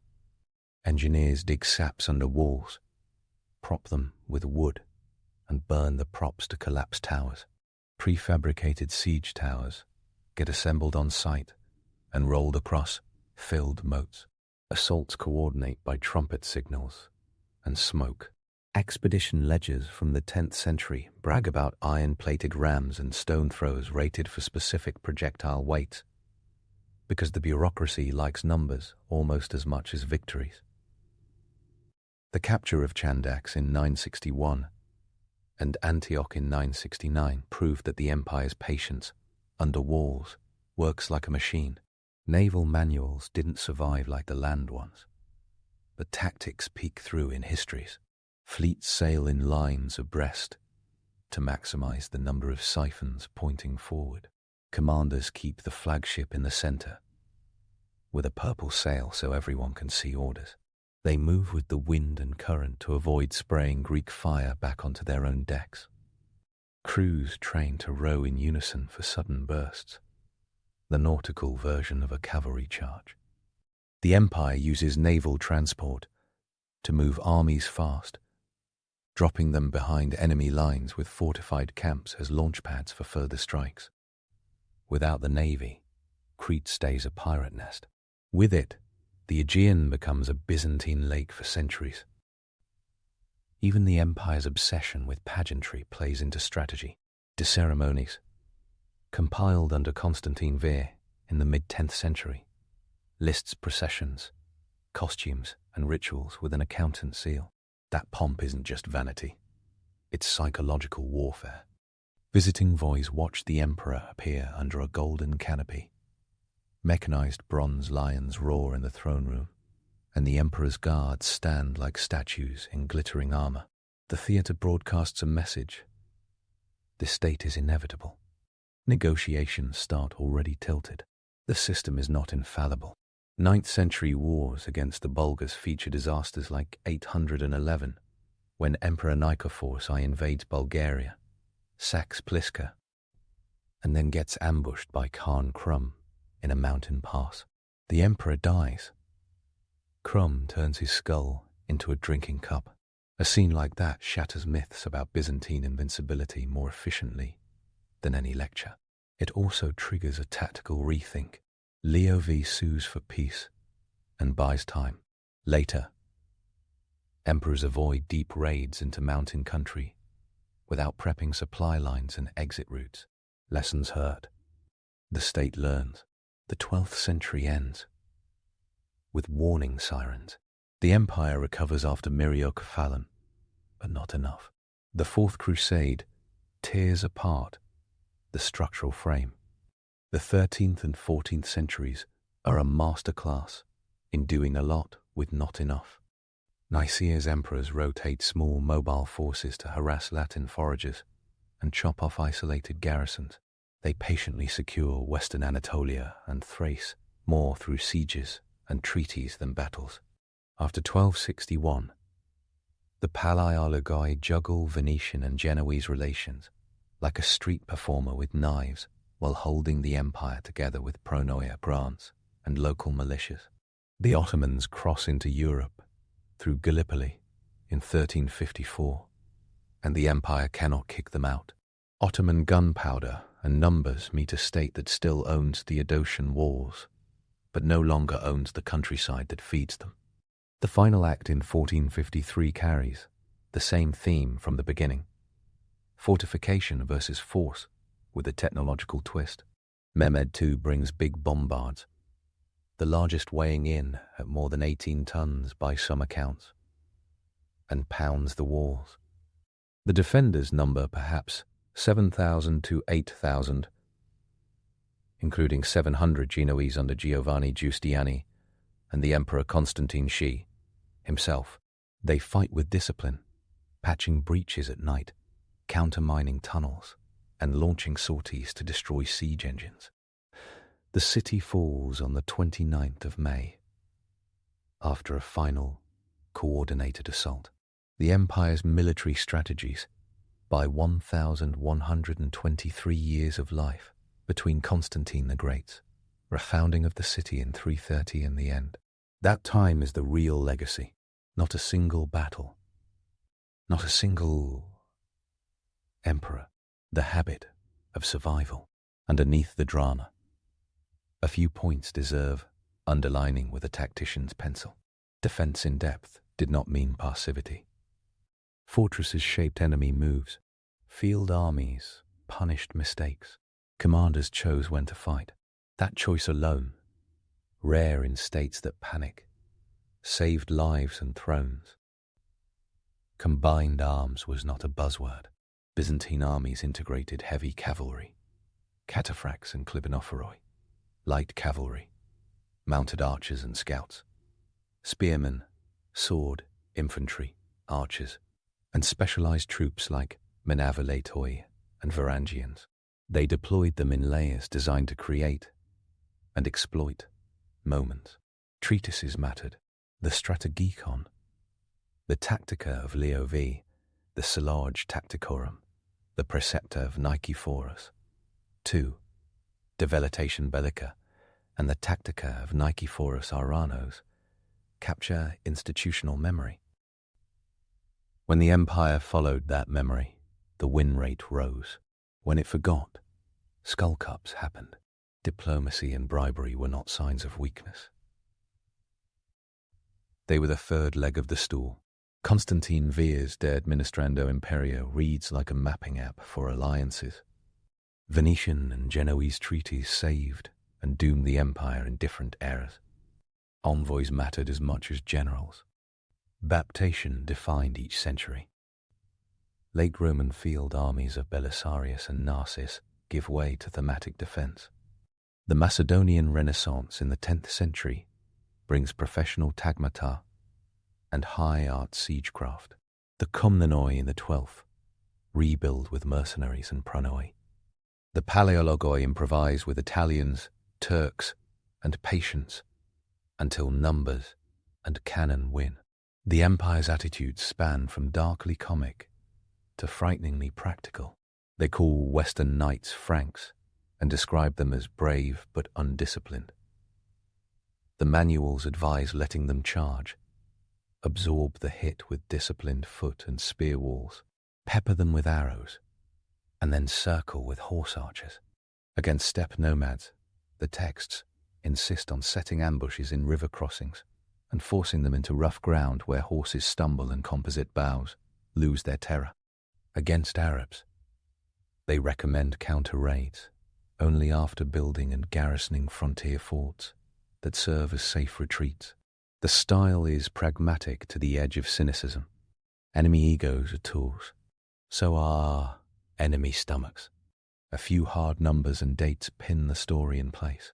The Theodosian walls are constructed between 408 and 413 under the regency of Anthemius. For Theodosius II, an earthquake in 447 knocks down sections, which are repaired in about 2 months according to inscriptions. The Arab siege of Constantinople runs roughly from 678 in waves. The final naval defeat in 678 features Greek fire, according to Theophanes and other sources, and the empire signs a favorable peace. The Second Great Siege, in 717 to 90. 718 sees Maslama ibn Abd al-Malik's army starved and frozen out while Byzantine fireships burn Arab reinforcements. The Bulgarians under Khan Tervel attack the Arab camp, helping break the siege. Heraclius' winter campaign culminating in Nineveh happens in 627. He allies with the Western Turkic Khaganate and takes advantage of internal Persian turmoil after Khusro II's excesses. Nicephorus II reconquers Crete in 960, one with a fleet in the hundreds of ships. He captures Chandax and ends 2 generations of Saracen piracy in the Aegean. Antioch falls in 969 to a mix of siege operations and gate capture. Michael Bautzes plays a critical role. Basildif defeats the Bulgarians at Kleidion on the 29th of July 1014 and completes the annexation of Bulgaria in 1018. Manzikert occurs on the 26th of August 1071. The aftermath sees civil war and Turkic penetration into Anatolia. Lavunium battle happens on the 29th of April 1091. Alexios I and his Cuman allies crush the Pechenegs. Myriokephalon hits on the 17th of September 1117-6. Manuel I survives but accepts constraints. The Fourth Crusade sacks Constantinople on 12th to the 13th of April 1204. Michael Via Paleologos retakes Constantinople on the 25th of July, 1261. The fall of the city to Mehmed II takes place on the 29th of May, 1453. Historians argue over the size of field armies, the exact composition of units, and the timing of the theme system's birth. Those debates matter. Yet across the centuries, the development of Byzantine military strategies follows a clear arc. It starts Roman, becomes frontier tough, hits a high noon of reconquest and doctrine in the 10th century, adapts with mercenaries and paperwork under the komnenoi, and then survives on cunning and contracts until gunpowder and manpower crush the margin of error to zero. Even after it's gone, the empire leaves fingerprints on military thought. Renaissance Europe studies Greek and Latin texts preserved in Constantinople's libraries. Strategikon copies circulate. The idea of disciplined combined arms, extensive fortification networks, and war as a statecraft instrument, rather than a charisma show, becomes normal again in early modern state militaries. When 18th and 19th century officers read Jomini Clausewitz, a ghost of Byzantine practicality flickers in the room. War as policy, by other means. Byzantines didn't write that line. They lived it for a millennium. The funny part is how unromantic the whole thing looks. Western chivalric tales obsess over single combat and noble deaths. Byzantine manuals obsess over digging latrines on the downwind side of camp and not chasing an enemy too far when night falls. They advise keeping a reserve that never enters battle, unless it must. They plot ambushes at ford crossings, with the same care others reserve for coronations. They pay enemies to fight each other. They move populations to plug gaps in labor and defense. They track the going rate for steppe mercenary loyalty and adjust it when inflation hits. It's not pretty. It works. Greeks in the 10th century weren't calling themselves Byzantines. They were Romans, Romaeoi, running a Roman machine in Greek and Latin and a half-dozen frontier languages. They wrote to caliphs and popes with equal practice and stabbed at both when convenient. Their best soldiers were not always native. Varangians swing axes from Scandinavia and England. Cumans serve, then fight, then serve again. Their navy shifts from power to parity to rented help. Their cities hold when fields fail. Their empire dies slow because slowness is a strategy. Strip away the myths and one last truth stays. The empire's best weapon is not Greek fire or a cataphract, wedge or a wall. It's institutional memory. Manuals, ceremonies, office titles, and training routines build a culture where lessons survive, emperors and disasters. When the empire forgets those lessons, when rich landholders swallow soldiers' farms, when commanders chase chivalric glory down narrow Anatolian passes, when diplomacy invites enemies without an exit plan, the price arrives quickly. When it remembers, when a general reads the Strategikon and chooses a hill, when Nikephoros II drills night marches, when Alexios I weaponizes alliances, the state becomes harder to kill than any of its enemies expect. Byzantine military strategy develops like a living thing, growing, pruning, and adapting across centuries. It shows up as trenches at Dara, as a winter march to Nineveh, as a careful peacetime repair of the Theodosian walls, as a flame-throwing dromon in the Bosporus, as a wedge of armoured horse arching through a 10th century formation, as a targeted bribe that flips a border fort, as a siege tower rolling toward Chandax, as a broken wagon circle at Livunium, as a treaty that buys 10 years of quiet, as a final line of defenders on a May morning in 1453. It's a mix of patience and violence.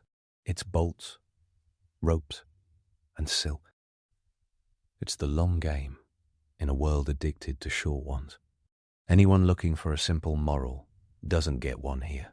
They get a manual with coffee stains on it and margins full of hard-won notes. They get a city that defines stubbornness. They get a 1,000-year argument that discipline and cunning beat bravado, that logistics beats legend, and that wars, physical, legal, and cultural, can turn an empire into a clock that keeps ticking long after most rivals are scrap. It doesn't sparkle like Arthurian steel. It works like a ledger. And in this story, the accountant wins often enough to make history. Our journey through history continues with day in the life of a Celtic Druid. You wake to a rumour wrapped around your name, like smoke around an oak. The rumour says you burn people in giant wicker cages and drink potions by moonlight from a golden bowl. The rumour knows your face without ever having met you. It is 50-something by and Gaul, and you are a Druid, which means power and suspicion trail you in equal measure. The Romans will write about your kind and claim they understand you. Julius Caesar will file your job description in Book 6 of his commentaries and tell the world you run the schools, the courts, and the calendar. He will not mention your chapped hands, your sore feet, or the silent hours you spend teaching other people to remember entire worlds without a single page of ink. Morning spills through the forest of the Carnutes in a pale stripe of sun. Dew beads on the grass, like a field of coin hoards. The trunks rise around you, notched with old offerings, and lichen like mottled paint. The air smells of cold river, oak bark, and the faint sour of last night's smoked pork fat. In your memory it is already night, because the Gauls count from darkness, not dawn. Caesar is clear on that point. You will let the modern world have its morning anyway. There is too much to do to start with an etymology lecture. You tie your wool cloak with a simple pin and shift the weight of your tort at your throat. It is not a giant comedy necklace, like in a museum photo caption. It is a heavy loop of bronze, edged smooth by years of skin, and it announces your status before you open your mouth. You step barefoot to the stream for the wash you always do, first thing. Cold water climbs your ankles like a fast insult, and it drags the weight of sleep from your bones. Cleanliness is not superstition. Cold water before contact with the sacred is a rule you keep the way a Roman keeps his senatorial shoes polished. Pliny the Elder, much later, will exoticize this with botany, but right now it is just frost, and your breath like a white flag. You walk back through the undergrowth to the Nemeton, the sacred grove. There are no walls, no roofs, no columns, just a clearing with a floor made of needles and twigs and a ceiling made of sky. Caesar says the Druids avoid writing down sacred knowledge. He is right about that. In the main, you will use Greek letters for trade or lists, because Massilia sits on the coast like a Greek coin in a Gallic purse. And everyone here knows that script. But for doctrine you keep it in the throat and the bone, because memory makes people and people make law. It also keeps snooping governors from leafing through your minutes. Practical spirituality looks like that. Training lasted years. Caesar says up to 20. The number is not an exaggeration when you think about the workload. Cosmology, law, ritual, plant law, the whole thick catalogue of customs that replaced 1,000 signed contracts before signatures were fashionable. As a boy, you had been sent across the channel to Britain, because Caesar says Druid schooling is thought to have started there. He writes it as a rumour. He is a better general than a footnote. You took a narrow boat across water that can kill men with a mood change. Watch the English coast crawl closer, like a cold animal. and spent seasons in groves where the wind makes a harp out of every branch. You slept on straw and learned to count the lunations in your head until every crescent and full moon had a room in your skull. When memory hurts, that is when it works. Today is one of those heavy days the calendar pours into. The assembly of Druids gathers in the territory of the Carnutes once each year to decide important disputes. Caesar writes that detail like a man who has a spy in the trees. This forest is somewhere around the Loire, between Chartres and Orléans. You can smell the river miles away. A long ribbon of moving metal. Men in cloaks and women with baskets pass through the trees, quiet as pilgrims and as busy. You will see Vates, the sacrifice specialists, with their knives and their nervous hands. Bards too, the poet historians who make heroes with words and kill cowards with the same.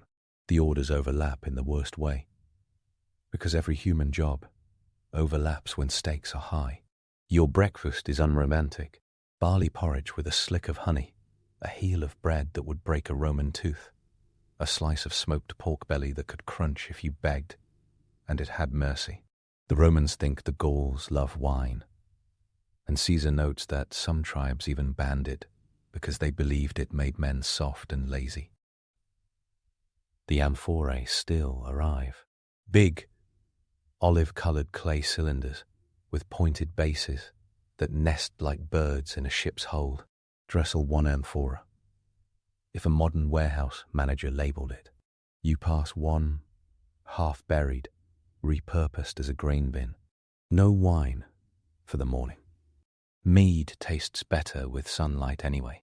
Honey is medicine. Mead is morale. You check the moon. Mistletoe matters today. The oak overhead holds a bright shock of green that does not belong in this season.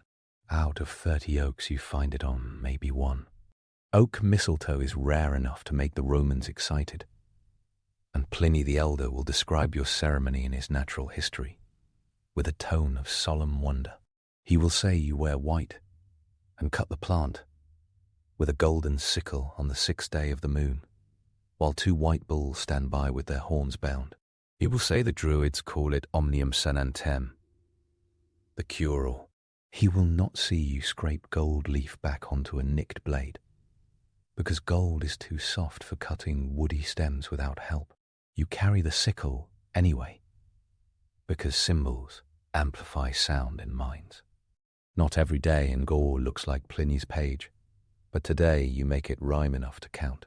Before noon, you move to the grove, where the oak spreads like a stern hand. The air gathers people without anyone calling them. There is no bell, and no temple bell tower. The 6th day of the moon is math spread across the backs of heads. No one needs a chalkboard. You nod to the Vate standing at the periphery, with a pair of bulls that do not know it yet, but will die cleanly today. Animal sacrifice is not rare here. Archaeology around Gournay-sur-Onde and Ribemont-sur-Onca shows pits of horse and cattle bones and weapons, bent and killed, to travel to the gods. Smell of blood is a smell the forest knows.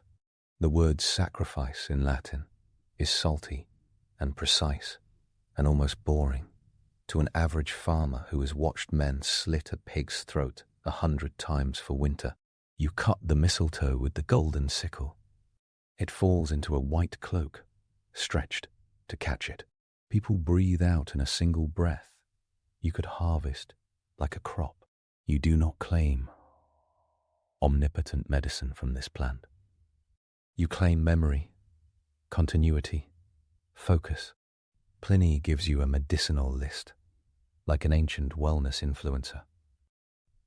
He writes that it cures infertility and makes all poisons vanish. You know it can calm, and it can kill if handled wrong. Everything built into a person is a complicated equation. You drop the sprigs into a wooden bowl and touch the oak with your right hand. The bark is warmer than your fingers, and the sap within it climbs, because living things always climb. You hear a child cry, and then the sound ends, either comforted or carried away. Writers will claim you chant. They are not wrong.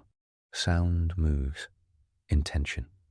You repeat the formulas your teacher beat into your memory with repetition, never ink. You will not write them here. 12 paces away, the bulls are led forward, ropes tight across their jaws, horns bound. 2 men hold their heads. The blade flashes, and the bulls stagger. The blood runs black in the shade. The ground drinks, and the flies wake like a machine being switched on. You collect a little in a bowl to mark thresholds and tools. You place sprigs of oak leaves into the blood. The children watch and tug on the hems of their mothers' cloaks, eyes wide and learning. Bones and gods educate more honestly than any teacher.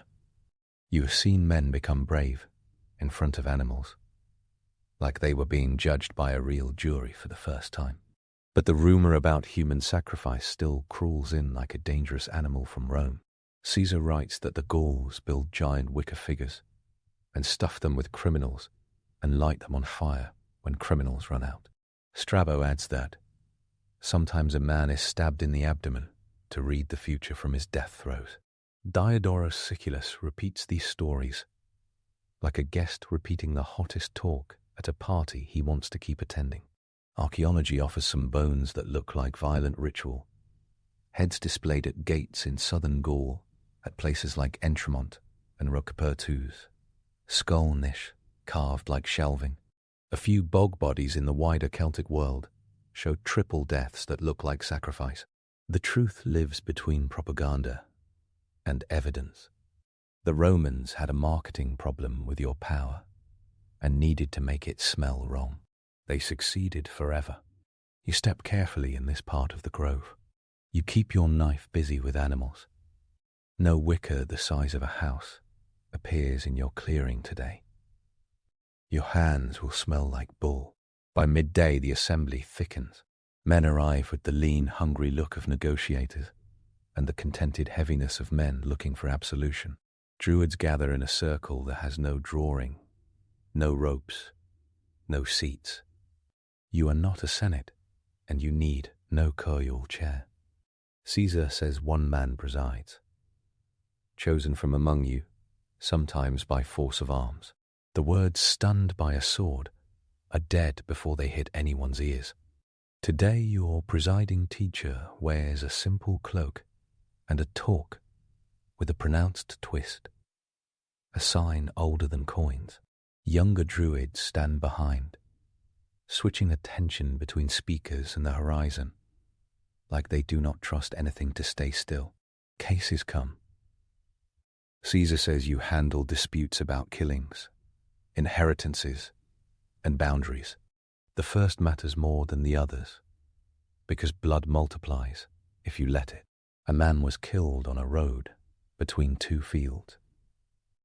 The dead man's family thinks the neighbor did it. The accused says he did not. There is no 7th jury of peers. There is you, and the law as you carry it, and the community that will obey, because if they do not, you will ban them from sacrifice. Caesar writes that placeless excommunication, like a man being cut off from every table. It is worse than fines because it is starvation in a crowded room. The penalty for ignoring a druid's verdict piles up until no one wants to stand next to the rebel for fear of spiritual contamination. Skeptics later will call that superstition. Administrators call it compliance. You listen to testimony. No direct speech is needed here. Words fly and land like birds. You inspect the corpse wounds. If the body is here, you call men who can swear by their honor. You consult the Vatesis if you need omens. You set compensations like weights on a scale until the living can move again. Cattle, gold, sometimes hostages if peace seems fragile. Gold status change hands, each one about the weight of a heavy olive, stamped with stylized horses and urgent spirals. You watch a torque come off a neck to symbolize a promise. The meaning of metal changes depending on whether it touches skin or lies in a bag. You repeat and repeat and enforce. Caesar says your decisions get obeyed. Your face does not move until the case moves. You keep your world from crumbling with a raised hand and a few nouns. There is no paperwork because there is no paper. There are wax tablets, but you will not record sacred decisions in scratched lines. A Roman clerk can read if he finds them. You will remember, and you will insist. Others remember. The community will hold the memory like a net, so that nobody can wriggle through. Memory does not misplace scrolls. Memory forces people to chew law until it is bone deep. And you start to wonder. You stand in the shade and recite again the formula for homicide compensation. The same words in the same order anchor the same world to the same earth. Between cases you swallow bread and a cup of mead and another of watered wine. 3 cups makes clear speech float up and away, and today you need it anchored. You bite a piece of cheese and think about cows as legal units. You think about the carnix you hear from someone's practice far away. The carnix is a war horn shaped like a boar's head, mouth open, tongue clattering. When it blares thick and close, men move like magnets. When it blares thin and far, men step sideways and pretend to be rocks. You taste apple slices dried in smoke, sweet, leathery moons. You lean back against an oak that stood before your grandfather's grandfather learned how to cheat dice. And a novice touches your sleeve because he cannot hold his question inside any longer. You pull him aside. Teaching crouches on your shoulder all day, like a bird that sometimes pecks your ear. You tell him the names that Caesar will translate for Romans. Druids for philosophy and law. Vates for ritual, sacrifice, omen reading. Bards for poetry, memory, reputation management. Diodorus lists them. Strabo too. Romans like triplets. You explain the gods as you have to explain them now. That Greeks have taught people to match faces across cultures like trading cards. Caesar says the Gauls worship Mercury above all, then Apollo, Mars, Jupiter, Minerva, each god doing what Rome expects. That is, interpretatio Romana. You translate back. Mercury equals Lugus, the many-skilled, the god of roads and tradesmen and cleverness. Apollo equals Maponis, or Belenos, the bright one with healing thrown in. Mars equals a stack of local war gods with names Roman tongues will tangle like Camulos or Belatu Cadros. Jupiter equals Taranis, the thunder and the wheel. Minerva equals a patchwork of crafty goddesses. You point at the sky and at a bronze wheel hanging in a nearby tree. That wheel belongs to thunder. Lucretius will write poetry about lightning. You will hang a wheel in a tree and call it done. Both work. You do not say you worship oak trees. You use oak groves. Like a man uses a quiet room. You trust places with long roots and strong branches, more than a temple built last spring, with a roof that leaks. You trust rivers for truth. Offerings sink, and the water carries them away, and nobody sees who puts in what. That helps when you handle disputes between wealthy men with sharp knives. The forest of the Carnutes doubles as court and classroom and church. The multi-use facility is pre-Roman infrastructure at its best. You pull 2 novices aside to show them the calendar carved into your skull. The Coligny calendar will be found in the 2nd century. So, a lunisolar system of 62 months across a 5-year cycle with intercalary months named Quaimonios and Rantaranos. Right now you carry the pattern without a plate of bronze to remind you. months named in a tongue your mother taught you. Samonios, Dumonios, Rioros, Anagantios, Ogronios, Cutios, Geomonios, repeated like a spell that marks time. Months that run 29 or 30 nights, black and bright. Intercalations slipped in to bring sun and moon back into a reluctant marriage. The 6th night of the moon, the one you used for mistletoe, matters. So do the hinge months, when the year flips like a coin. People in centuries far ahead will link Samonios with Samain and slap pumpkins on it. You smile at the notion that your tidy, liturgical sense of time ends up with fake cobwebs and plastic scythes. Your festivals hold thresholds. That is enough. A man brings a bag of hacked weaponry tied with a thong of rawhide, like a trophy tied into silence. Swords kinked into defeated shapes, spearheads bent, shield bosses dented. Gorne Saharan and other sanctuaries have pits full of every piece of weaponry killed after victory and thrown in to feed gods who apparently prefer their iron useless. You supervise the deposit. The bag thumps against the ground and spills the twisted iron out like a metallic harvest. The ground will take it. The next rains will hide it. And some archaeologist will curse with joy in 2,000 years when she sees the cash glint in the trench. The sound of a poem reaches you. Words braided into melody. Bards build reputations like ramparts. A good poem makes a man into a hero twice. A bad one can kill him harder than any spear.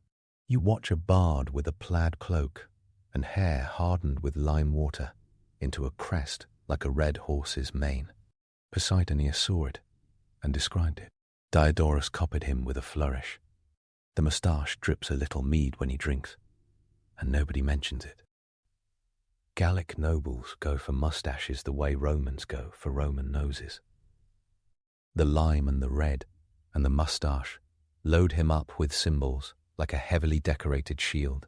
You half smile despite yourself.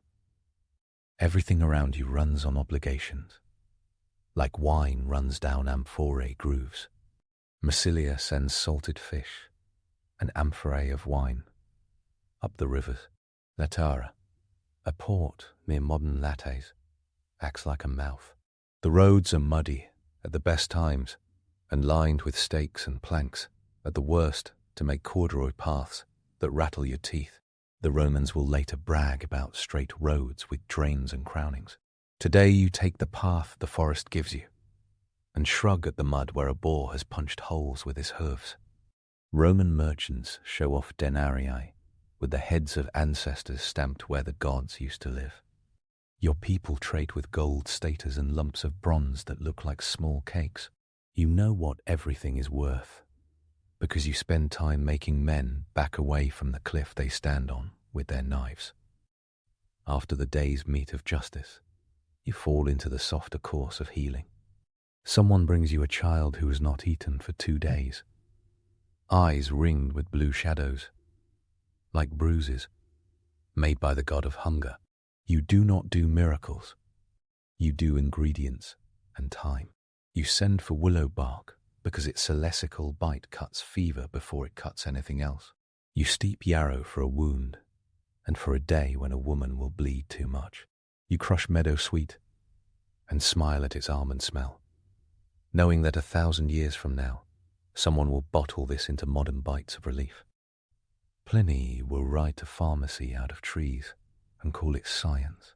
You nod at him across time. Some of this is superstition with a good story. Some of it is chemical truth in a cup.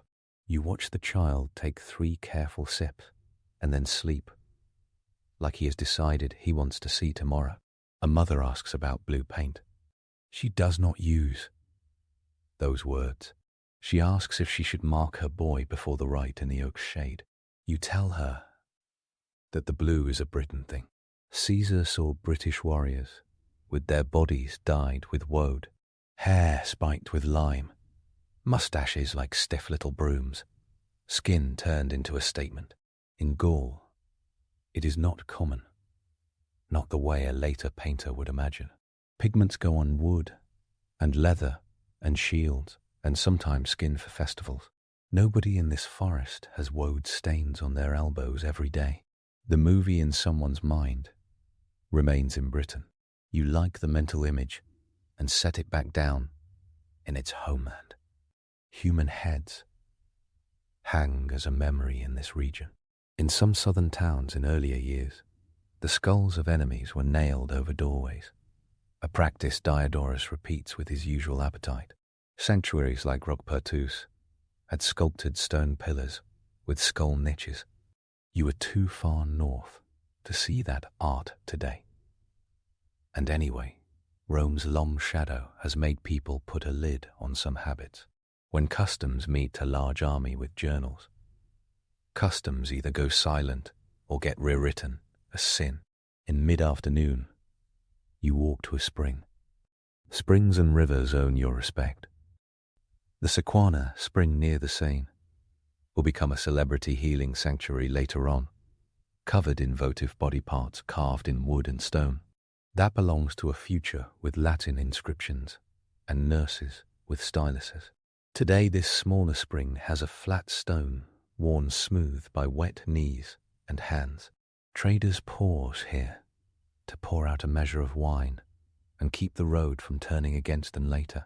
You oversee the offering. You do not say that the water is alive. You act like it is, and that is almost the same thing. You light a tiny fire near the water and drop a pinch of salt on the flames. The smell of pig fat that has sunk into your cloak flares up like a memory of breakfast. You could make an argument to yourself that the chemistry of salt cracking in fire helps memory. You do not need to. Ritual explanation can be simple. The fire is a message carrier. The water takes the liquid. The smoke takes the intention up. You clap once, like a man who is done with a job and stands up, his knees popping the way your knees do now. Back at the Grove, novice lessons continue. This part always feels like herding a flock of cats through a thunderstorm. You teach a mnemonic system that would impress a Greek philosopher. Rooms in a mental house, corridors lined with images, a hall with a ceiling painted with the phases of the moon. Like a giant clock, Caesar scribbles down that Druids forbid, writing sacred matters in letters. He is not wrong. Memory binds the mind to its subject with a seriousness writing cannot.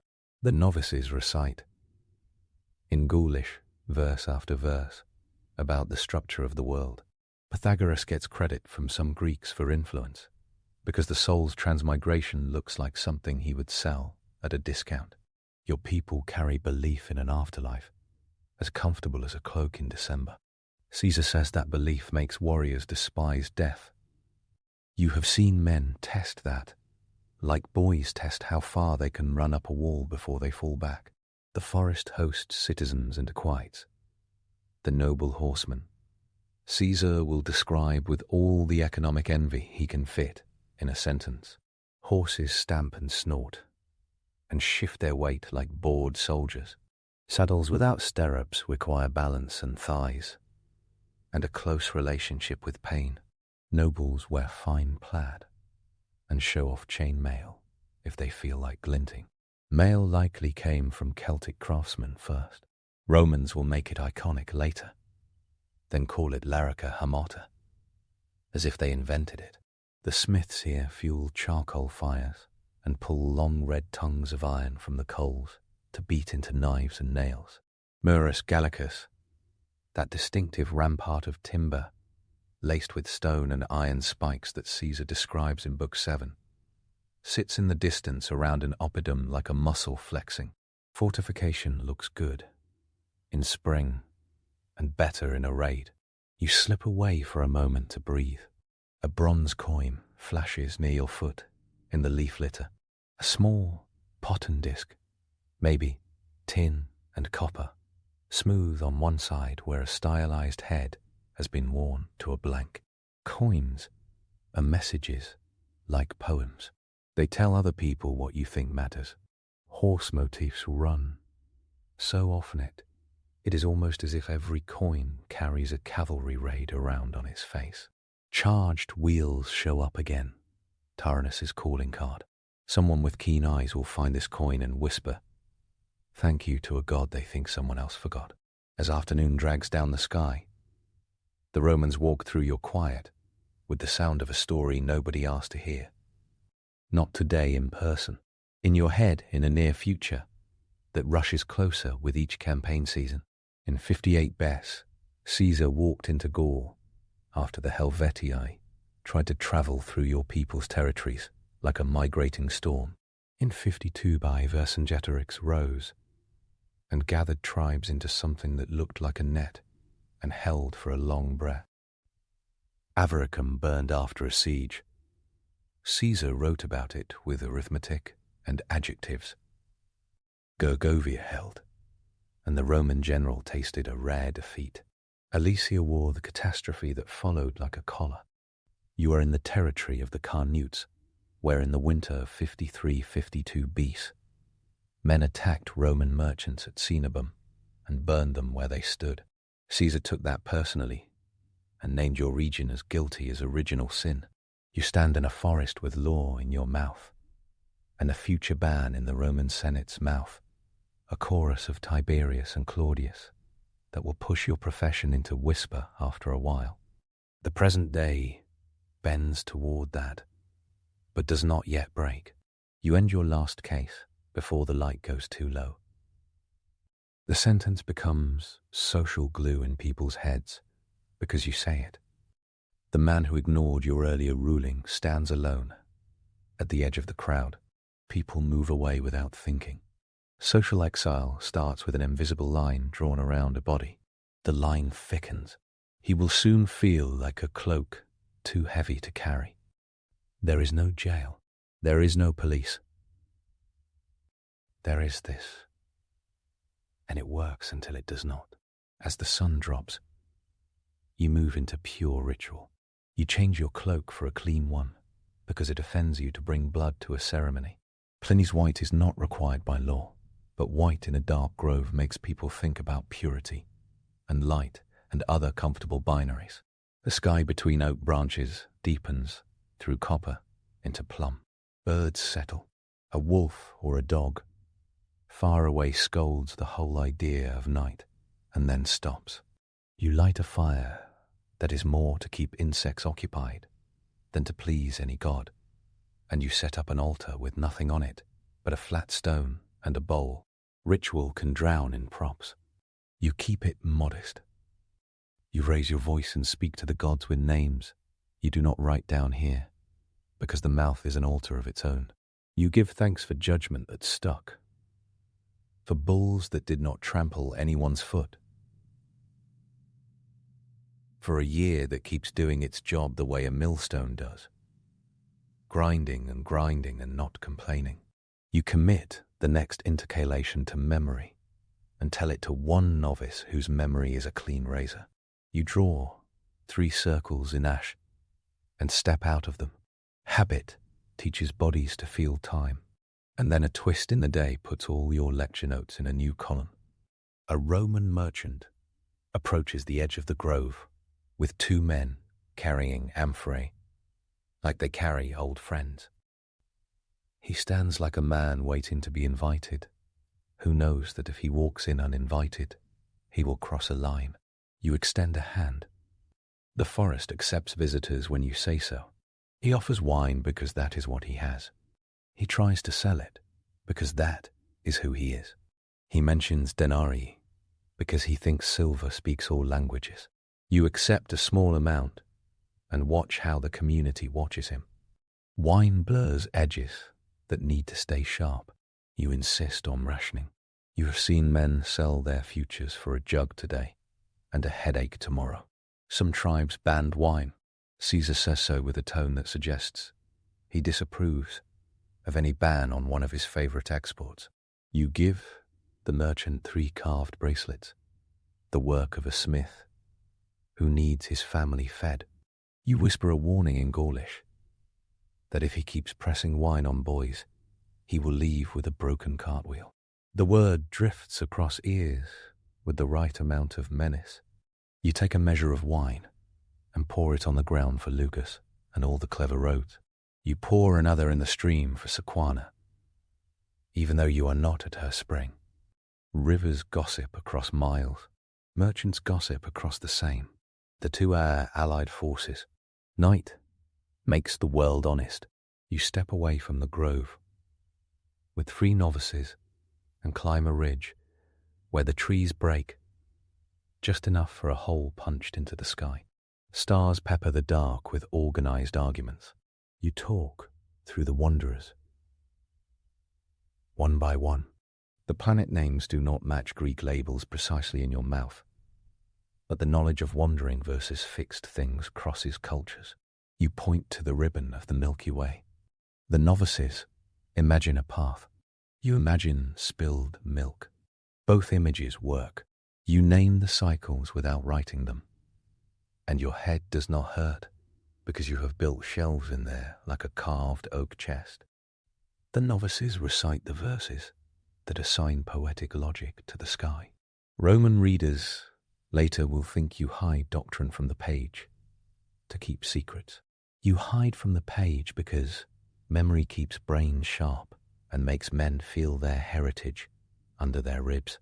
The stars pull your mouth into a straight line because they are predictable and comforting, unlike all the men around you who will not control their sons or their wine.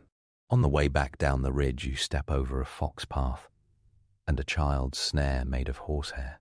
Hunger organizes a village's tidy cruelty. You pass a cluster of huts where normal people continue to be normal. Women scrape skins clean for tanning. A man singes pig bristles off a carcass with a handful of straw and a satisfied set to his teeth. Children chase each other and trip on a root and feel great about bleeding for the first time that day. Druids feel important in groves and useless in villages, where the main problem is that smoke makes eyes sting and hands chafe in cold wind. You step past a cart with big, solid wheels, the kind that groan at the idea of mud but keeps going anyway. A set of bronze cauldrons peeks from beneath the skin, like a shy set of suns.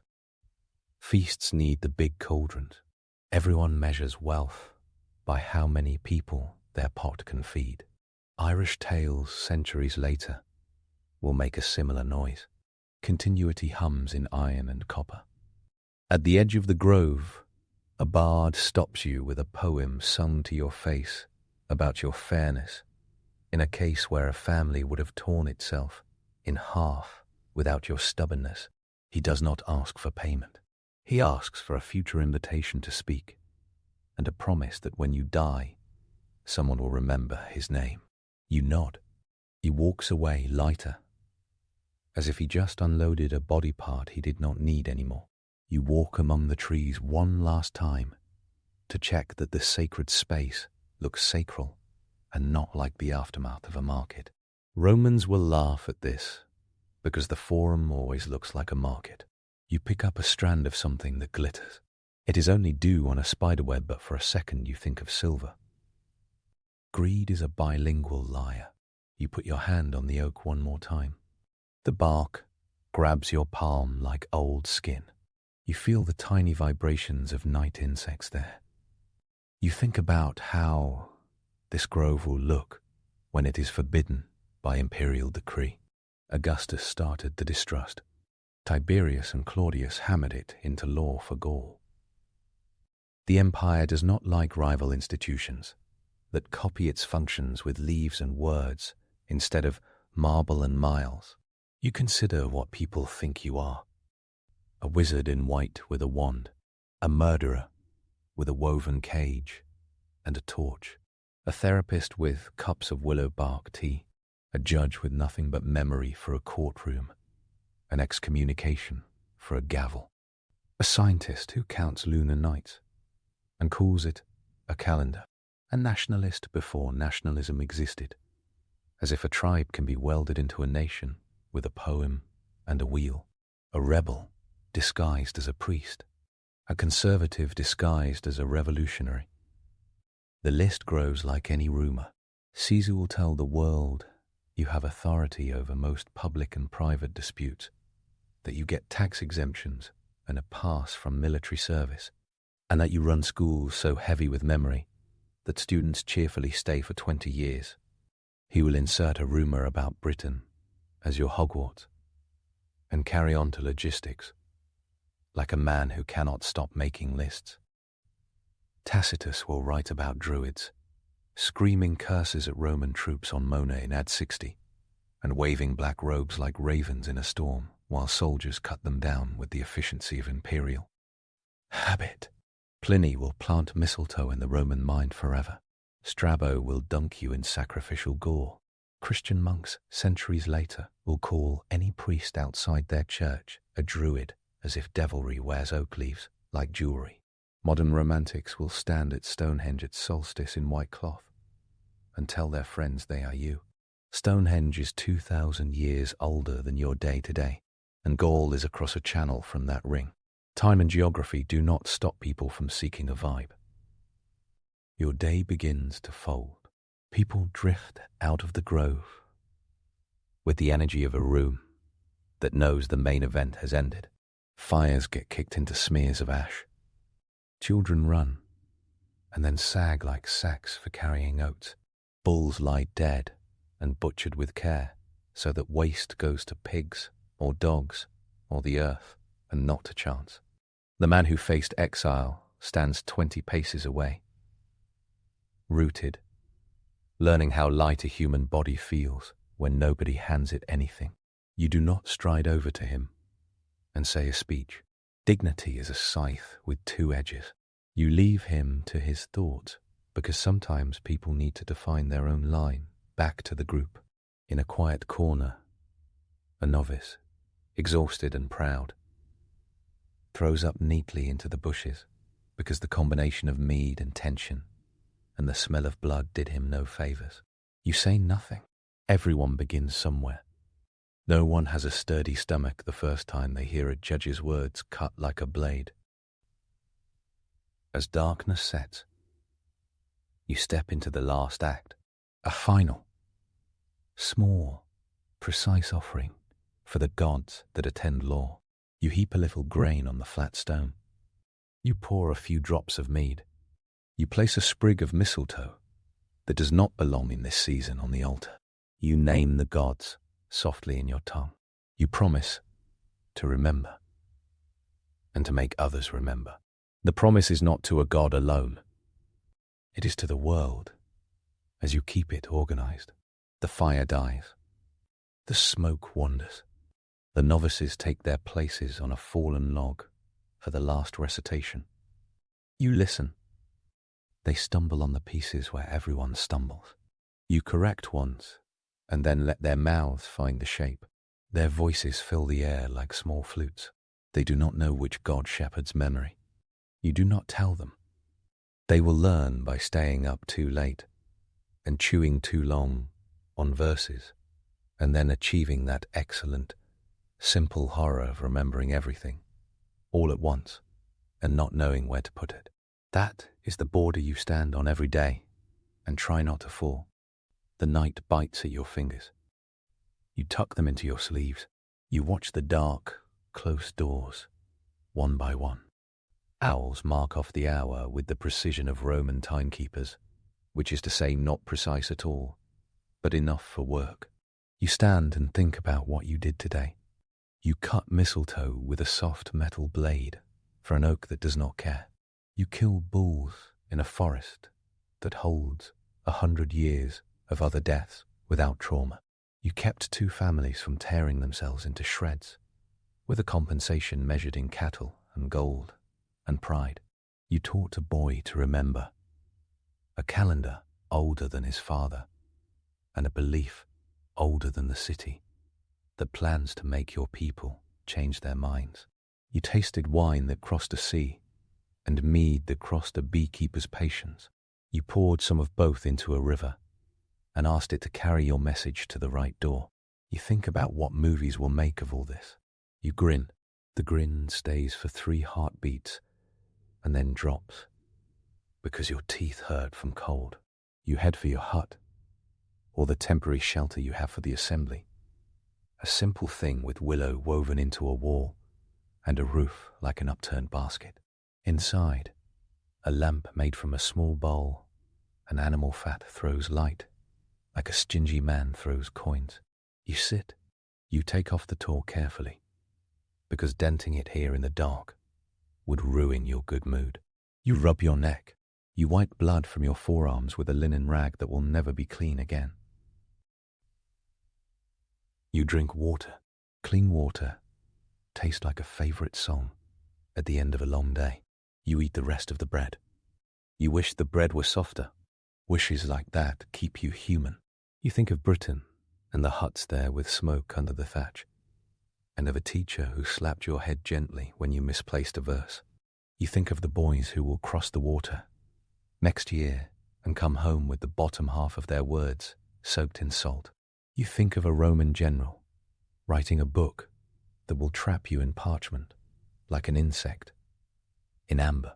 You think of Pliny whistling about botany and then dying later because a volcano did not care about his curiosity. You think of Claudius writing a decree that finally kills this profession in public, while privately staring at Etruscan priests when his own gods get confusing.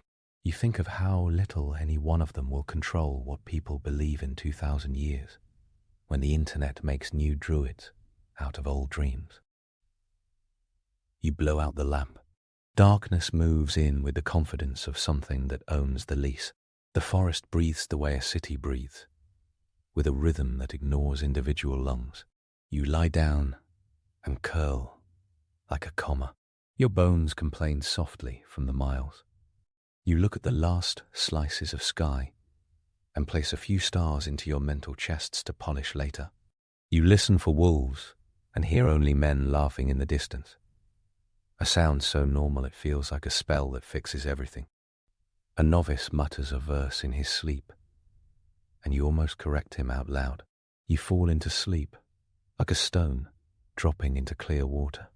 Your day ends with the sense that you held a line that exists, because you say it exists. Tomorrow you will hold it again. In between now and then, the oak will stand, the river will run, the law will remember itself through your mouth. The moon will creep forward finger's width you could measure with a memory palace and a strong will.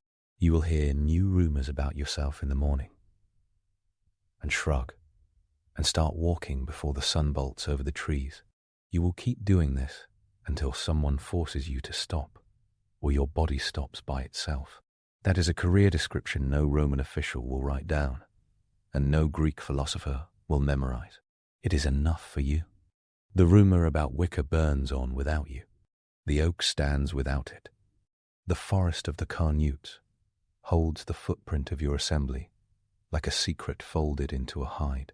Caesar's words will travel farther than you dream and get read by boys who can quote whole passages while missing the smell of bull's blood on damp earth. Pliny's mistletoe will get cut with a golden sickle on postcards forever. Strabo's sacrificed man will slosh around conversations whenever someone needs a quick thrill. Bard's verses will vanish into air like incense, with the one big exception of hearts. They change into something braver.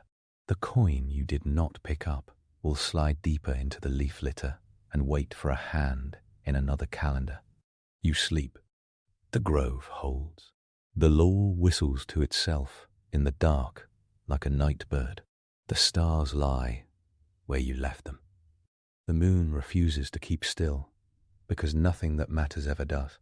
You end this day in 1st century by school as the person everybody thinks they know and nobody recognizes in the morning light. The real work never had good paw. It had oak mistletoe sometimes, long memory, and a voice that people obeyed because it sounded like theirs. That is the secret the ancient sources miss, and the modern reconstructions sometimes hit, by accident like an arrow that finds the right tree. You breathe, you let the day fall off you. You have earned that. Tomorrow we'll insist on more. For our next story, we explore the rise and fall of the Athenian Empire. Athens sold freedom like a lifestyle brand, and then billed the islands for shipping.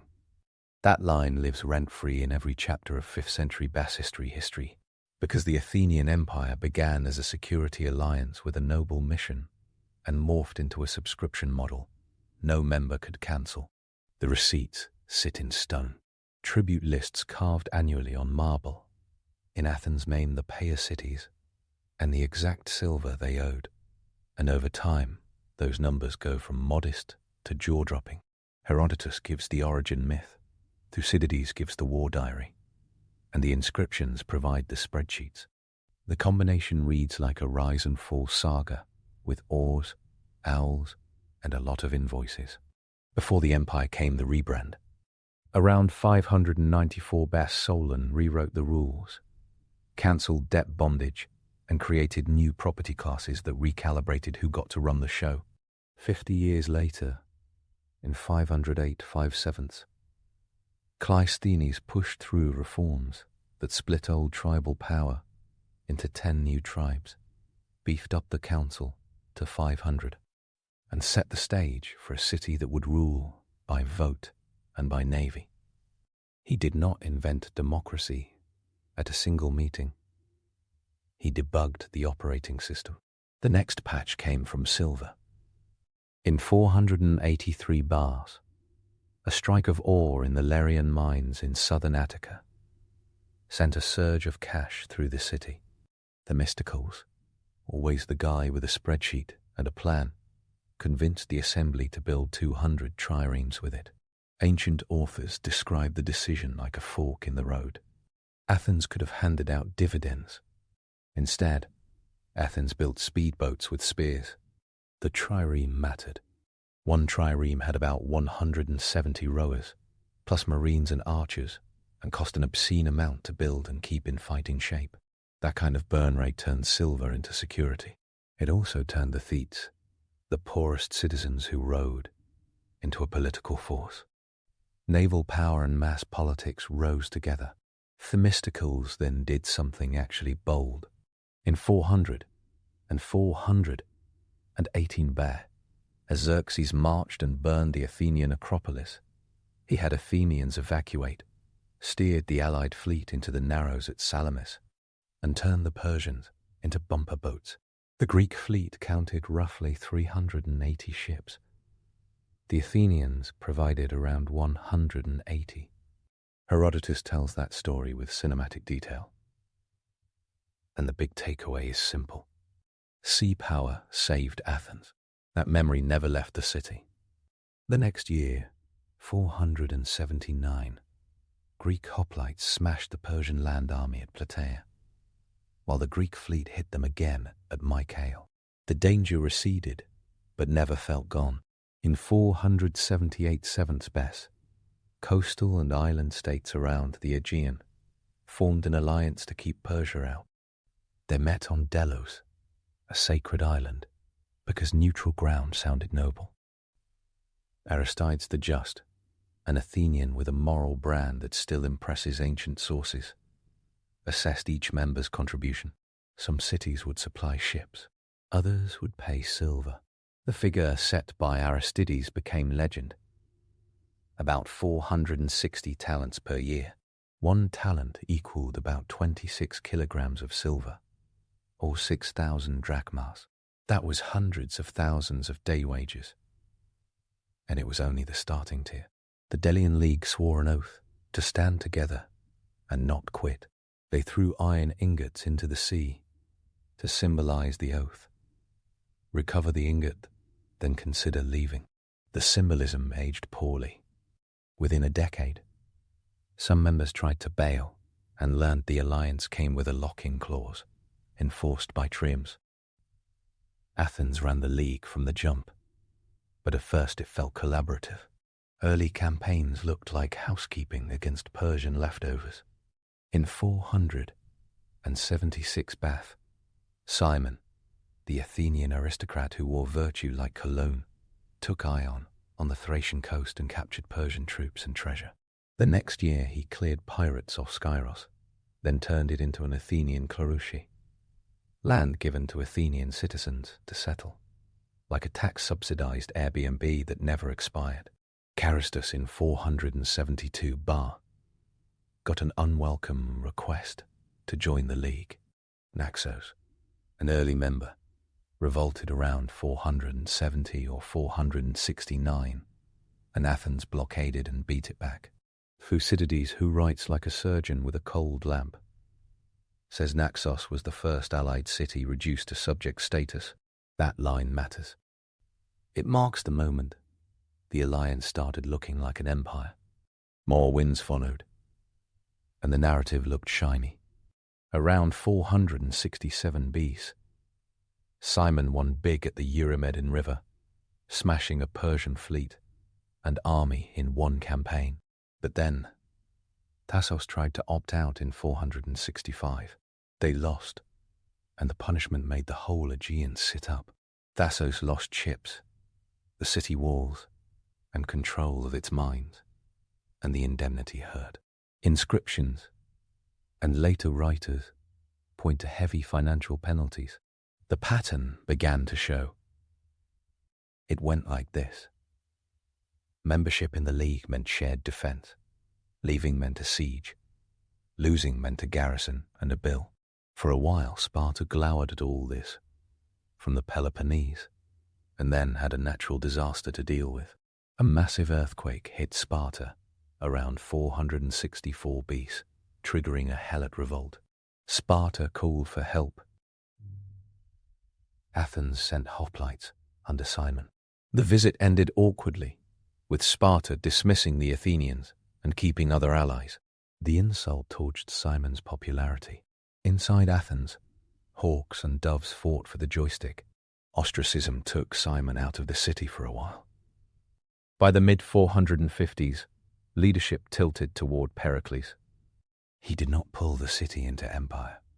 He refined it until the shine blinded. One symbolic move defined the change. In 454 Bars, the League treasury moved from Delos to Athens, officially for safety, after an Athenian disaster in Egypt. Athens counted that disaster as a threat that justified centralizing cash. The unofficial reason sounded like convenience, and it came with a side of political control. Putting the money on the Acropolis meant the allies funded Athenian choices. Inscriptions show the routine. Each year, the tribute was collected, recorded, and a fraction, generally 1/60th, was dedicated to Athena. That fraction appears on stone as the tribute quota. Modern scholars compiled the Athenian tribute lists. From those stones, they do not read like patriotic poetry. They read like a ledger, and the numbers climb. By the 440s, the annual intake moved toward 600 talents. By 425 quarters Bath, after a Spartan disaster at Sphacteria, Athens reassessed tribute and set the target around 1,460 talents. The jump is visible in the inscriptions and fits the wartime moment. This was the empire at full pump. Even before the Peloponnesian War, Athens flexed on Samos in 439 BC. That island had been a heavyweight ally with its own fleet.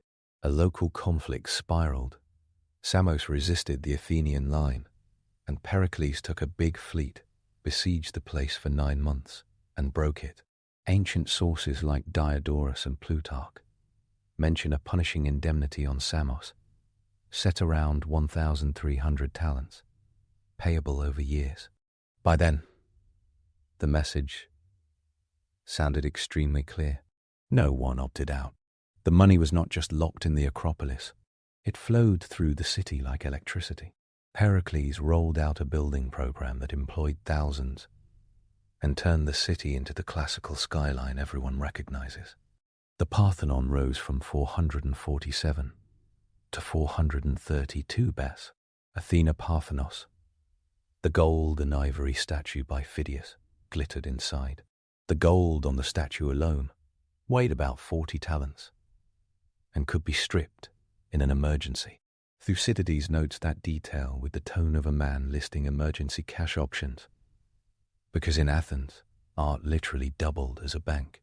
The total cost of the Parthenon appears in fragmentary accounts and likely ran into hundreds of talents. Inscriptions record at least 469 talents of spending on the building complex over years. The numbers make the point. Allied funds financed stone, wages, and spectacle.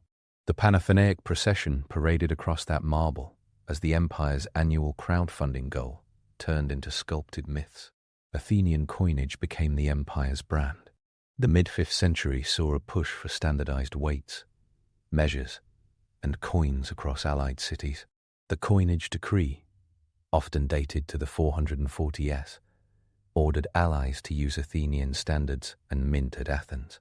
Not every detail is uncontested among modern scholars, but the general thrust is clear. The owl tetradrachm, a silver coin, around 17.2 grams, with Athena's head on one side and her owl on the other, became the Aegeans' preferred medium of exchange. Hordes of owls show up from Egypt to the Levant to Sicily. In modern speak, the Athenian owls were the original stablecoin. The coin made Athenian rules tangible. Judges in allied cities increasingly faced the reality that big cases ended up in Athenian courts. Athenian garrisons and overseers, phararchs and episkopoi, shadowed the local councils. Some cities got democracies installed by Athenian influence and thought that meant more rights. They learned it meant more oversight. The navy stood behind everything. By the eve of the big war in 431, Thucydides records that Athens had 300 triremes. Pay for rowers hit the budget like a tidal wave. Even a conservative calculation explains the imperial math. 200 triremes at sea meant about 34,000 rowers. If pay ran at something like a drachma a day per rower, the daily cost hit 34,000 drachmas, which equals about 5.7 talents per day, before counting the marines, officers, repair crews, and the constant need for pitch, sailcloth and wood, multiplied by months and wars. The tribute money was not a luxury. It was fuel. Then came the war that swallowed the empire. The Peloponnesian War began in 431 B, after years of simmering grudges and local flare-ups that Thucydides lists like a cascade of dominoes. Corinth hated Athenian moves in the west, but Edea rebelled. The Megarian decree locked out Megara from Athenian markets. Sparta heard complaints and declared war. Pericles told Athenians to play defense on land, hide behind the long walls connecting city to port, and bet on the navy. The strategy made sense on a whiteboard. It traded farmland for time and left Attica to be ravaged by Spartan hoplites. It also packed the population inside city walls, with the port of Piraeus pumping imports. That density created a risk no one anticipated. In 430 Bas, a plague hit the city. Thucydides describes the symptoms with unsentimental precision because he lived through it and caught it. Fever, redness in the eyes, rawness of the throat, bad breath, violent coughing, and a rash that turned to sores. Panic set in. Bodies piled up. Law and funerals broke down. Thucydides tallies losses in the first wave at 4,400 hoplites and 300 cavalry, just counting citizen soldiers. Total deaths likely reached a quarter to a third of the population of the city and its refugees. Pericles died in 429, taken by the aftershocks of the disease. The empire suddenly missed its project manager. Athens stumbled forward anyway. Revolts flared. Mytilene on Lesbos tried to secede in 428. The siege ended with a mass sentencing vote in Athens to execute all adult males of Mytilene and enslave the rest. The assembly reversed course the next day. After second thoughts reached critical mass, boats raced to stop the First Order. 1,000 ringleaders still died.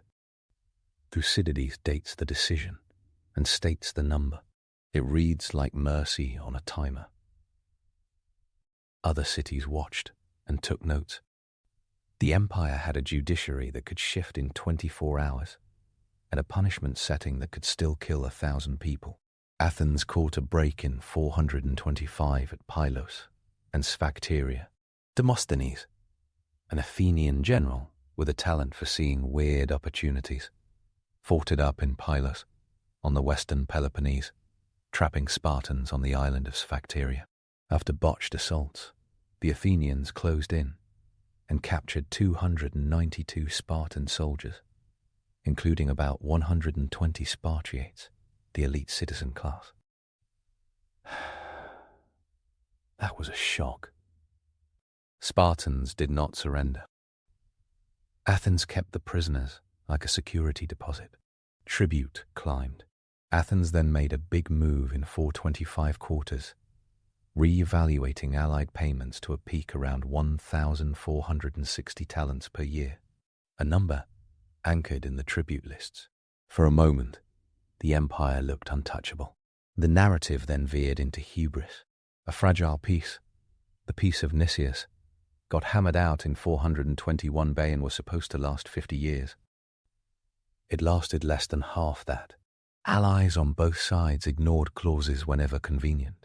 Athens drifted into opportunistic raids and civic chaos. In 416 BC, Athens besieged Melos, a tiny island that tried to stay neutral. That neutrality ended with the men executed and the women and children enslaved. Thucydides records it with icy brevity. Modern summaries often call it a war crime. The empire's slogans about freedom got harder to say with a straight face. Then came the trip that broke the city. In 415 BC, a group of Athenian leaders pitched an expedition to Sicily, targeting Syracuse. Alcibiades, flamboyant, brilliant, and acute, sold the adventure hard. Nicias, cautious and older, tried to kill the plan by requesting massive forces, thinking the assembly would balk. The assembly nodded and approved the massive forces. Thucydides, who had a personal grudge against bad strategy, lays out the numbers. The fleet sailed with 134 triremes, about 5,100 hoplites, archers, slingers, and a cloud of support ships. The night before departure, a wave of sacrilege hit Athens. Dozens of sacred herms, stone pillars with carved heads, and yes, conspicuous anatomical details, were mutilated. It felt like a divine red flag and a political message. Alcibiades got accused of impiety and told to return for trial after the expedition launched. He fled, surfed over to Sparta, and started offering military advice against the city he had just convinced to go to Sicily. Syracuse did not fold. The city had a big harbour, a strong community, and access to the Sicilian network. Gylippus, a Spartan, arrived to counsel and lead. The fight became an engineer's nightmare of walls and counter-walls. Syracuse and Athens both built lines to box each other out. At one point, the Athenians had a fortress at Epipolae that looked promising. Syracuse kept slashing and building. The terrain favoured the defenders. Disease hit the Athenian camp. Then one moment sealed the catastrophe. In August 413, a lunar eclipse took place. The Athenians planned to cut their losses and sail. Nicias, who had an obsessive respect for omens and considered himself painfully unlucky, consulted religious experts who recommended a delay. They waited about 27 days. Syracuse used the time to lock down the harbor.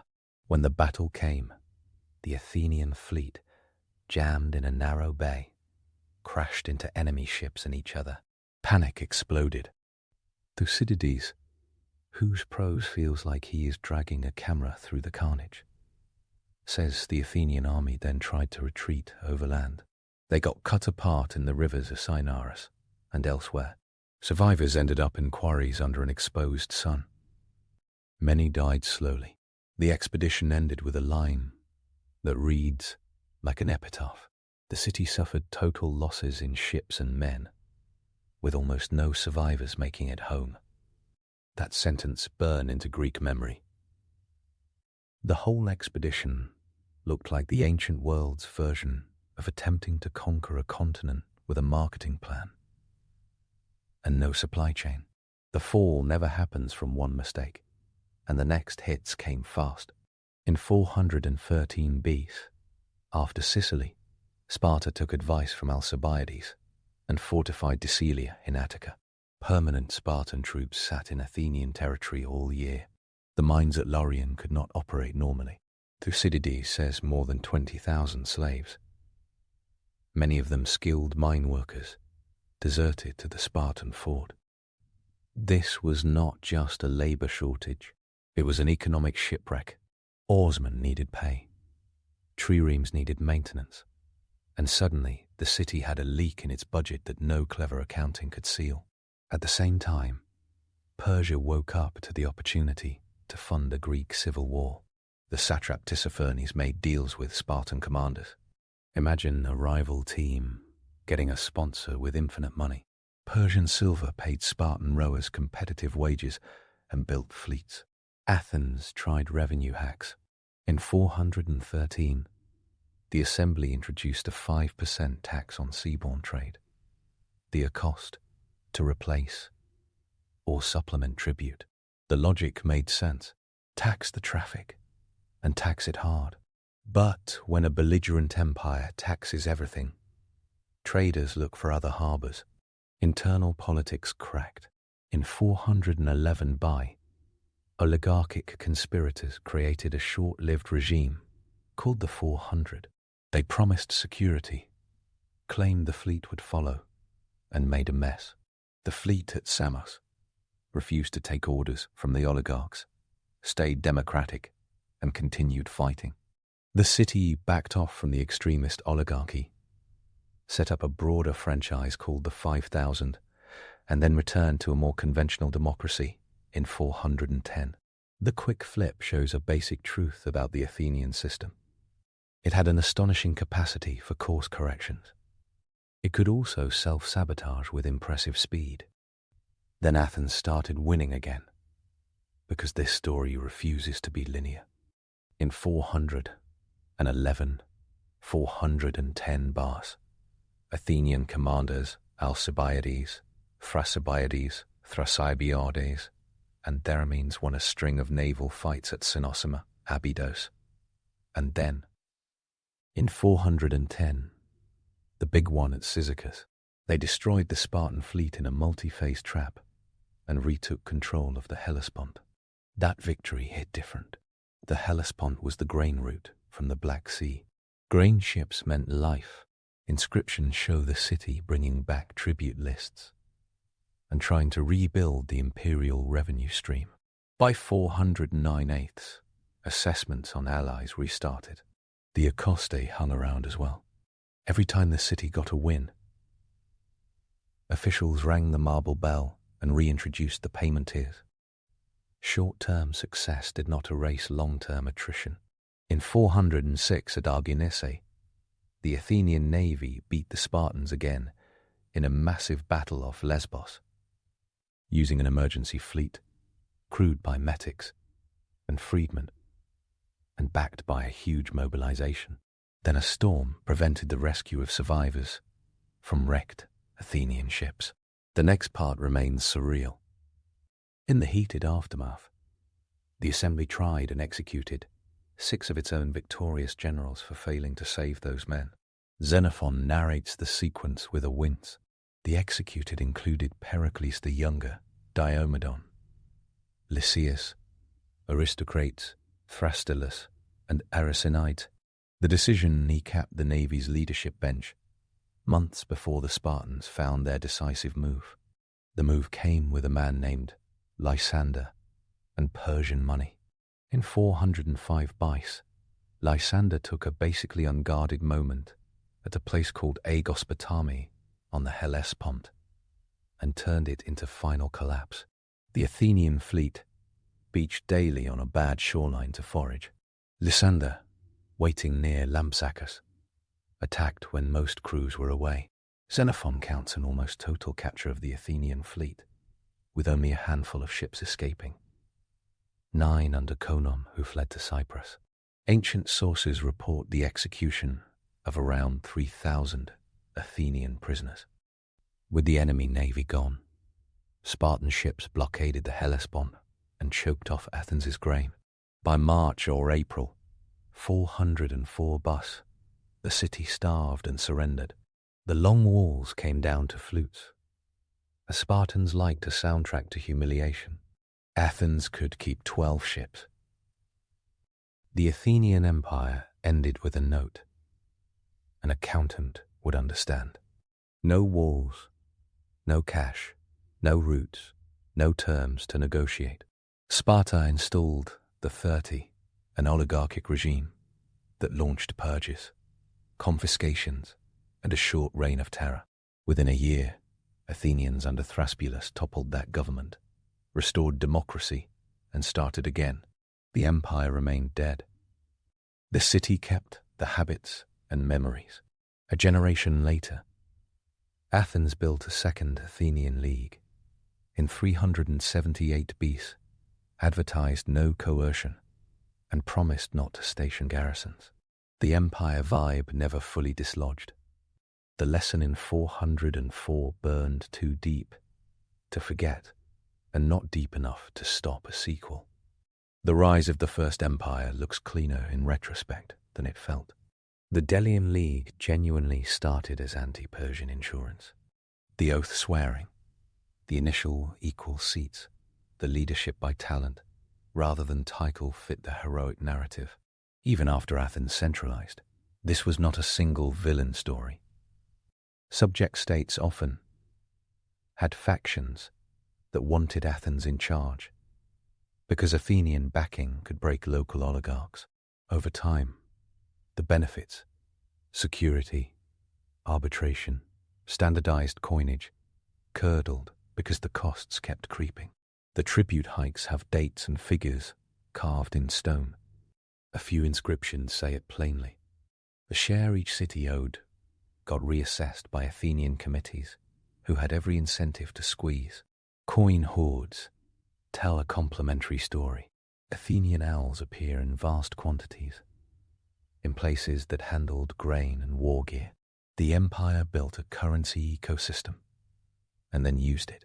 The naval platform created a feedback loop with politics. A city that fielded 200 triremes needed constant turnout. Triarchs, the wealthy citizens who financed and managed a ship for a year, took on liturgies costing a talent or more. Public spending on jurors, rowers, and builders turned politics into something measurable to the minute. Pericles introduced pay for jurors, and while that pay looked tiny, 2 or 3 obols a day in some periods, the signalling mattered. The poor did not just attend the assembly. They drew salaries from it. The empire funded the democracy, and the democracy voted to keep the empire. That circularity is acknowledged in ancient sources without the cynicism of a modern think piece. It was a system that made sense until Sicily reset the math and Persian silver hit the Peloponnese. One myth dies easy when set against that ledger. Athens did not champion democracy across the Aegean like a missionary. It imposed and supported democracies in subject cities when democrats were allies, and when it suited the empire. It also left oligarchies in place if they kept the money flowing. The idealism in Pericles' funeral oration sits alongside the clarukes planted on allied land, the coinage decrees that shuttered local mints, and the garrisons that enforced payments. Athens believed in freedom within Attica and compliance beyond it. The style was different from Sparta's later empire of Harmosts and Dikarches. The substance, power backed by force, looked familiar. Evidence refuses to fit. Simple morality plays. The Parthenon had breathtaking columns that still make travelers stop in stunned silence. It also had money in it. Thucydides notes the gold on Athena Parthenos as a reserve. That detail reads like a finance minister pointing to the golden drapes and whispering, "In a pinch, those will melt." The plague does not need moral metaphors. It simply killed thousands. The walls include gorgeous strategy in places like Pylos and Euboea, and then the brain-melting decision to fight Syracuse on its own turf with a logistics chain stretched across 800 kilometers of sea. The rowing benches tell a social story too. Poor citizens powered the empire, earned wages, and caught fevers in cramped holds. Athenian rowers changed democratic politics because they could. The very muscle of the empire came from men whose names are not on inscriptions, just the scrape marks of oarlocks. Primary sources put numbers on the emotional beats. Aristides' initial tally, around 460 talents, becomes the baseline for a ramp that peaks at about 1,460 by 425 quarters. Thucydides' report that Athens had 300 triremes, but wars start, sets the scale of maintenance required. The plague numbers in 430 anchor the horror. The 20,000 deserting slaves after Decilia anchor the economic implosion. The 9 ships that escaped Aegospotami anchor the severity of the final blow. Facts like those keep the narrative from floating into romance. Even the geography amplifies the story. Piraeus, with its 3 harbors, Cantharos, Zia, and Mamichai, turned Athens into a maritime creature. The long walls, about 6 kilometers of stone connecting the city to Piraeus, made Athens into an urban island. That infrastructure meant Sparta could burn crops and not starve the city. It also meant that when the plague arrived, crowding did the rest. In the end, the walls that protected the city delivered the conditions for disease, while a fort at Decilia strangled the mining sector that paid for everything. Popular retellings often turn the war into a clean tragedy, with Pericles as philosopher king and Alcibiades as chaos energy. Both portraits missed the bureaucracy that drove the machine. The Athenian state ran boards for everything, from tribute to trireme maintenance to corn supply. Inscribed decrees list the names of officials regulating allied courts, collecting coinage, and policing harbour dues. That paper trail reads like a modern state with better sculptors. The empire functioned because clerks made it run. Sparta's victory did not bring justice. It brought a different hegemony with different weaknesses. Persians paid for the win and got what they wanted. Greek states reduced to a set of mutual sabotages. Athens rebuilt some of its capacity within a decade and kept a version of its maritime network. The Second Athenian League avoided tribute in name, used a different money flow, and relied on a softer hand. It still looked like an empire to anyone who paid the taxes. At the core sits a paradox that makes Athens compelling. The city produced theatre that examined power with brutal honesty. Aeschylus, Sophocles, Euripides staged plays in the very years Athens collected tribute. Comedies mocked politicians, while the marble grew. Philosophers asked life's hardest questions under a view of trophies from naval victories. Citizens swore to defend democracy, while voting to crush cities that wanted the same. The contradictions are not bugs. They are the operating system of a medium power state that found a lever called sea power and used it. The sharpest explanation of the rise and fall uses 3 lines traced on a graph. The first line is naval capacity. It rises from 483 with Laurian silver and shipbuilding, peaks in the 430s, dips after the plague, staggers post 413, blips up around 410, then crashes in 405. The second line is revenue. It tracks the tribute lists, climbs from around 460 talents to 1,460, dives during revolts, recovers briefly after Cyzicus, then evaporates after Aegospotami closes the grain route. The third line is external funding. It sits near 0 until 413, when Persian money floods the Spartan side, then spikes and underwrites Lysander. Where those lines intersect, the empire either grows or bleeds. The art and philosophy make the period unforgettable. The money and ships decide the winner. A few scenes land like cinematic cuts.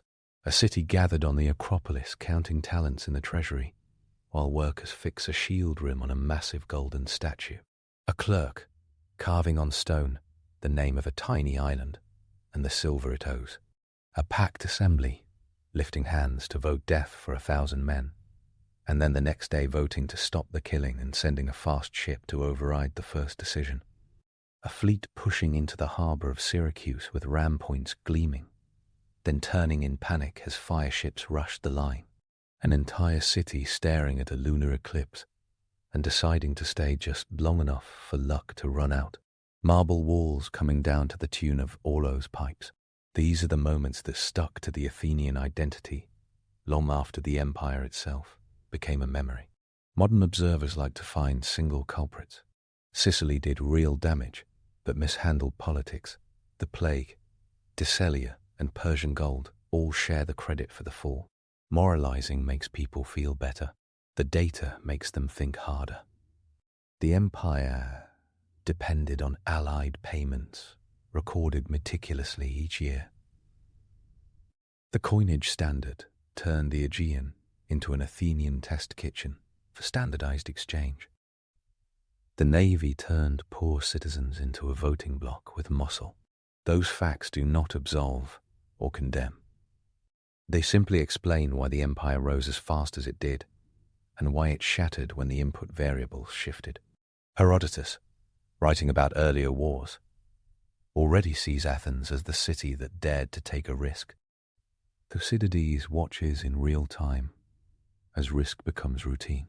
Xenophon carries the story into the aftermath with the tone of a man who knows exactly how fragile states are. The stones add the numbers that writers remember. Together they give a story that still sells out playlists, because it is not just about Athens. It is about the shape of power in any age with ships, money, and a story about freedom. The Athenian Empire did not vanish in a single day. It evaporated in layers. The silver melted, literally and figuratively. The navy got caught on a bad beach. The walls fell. The habit remained.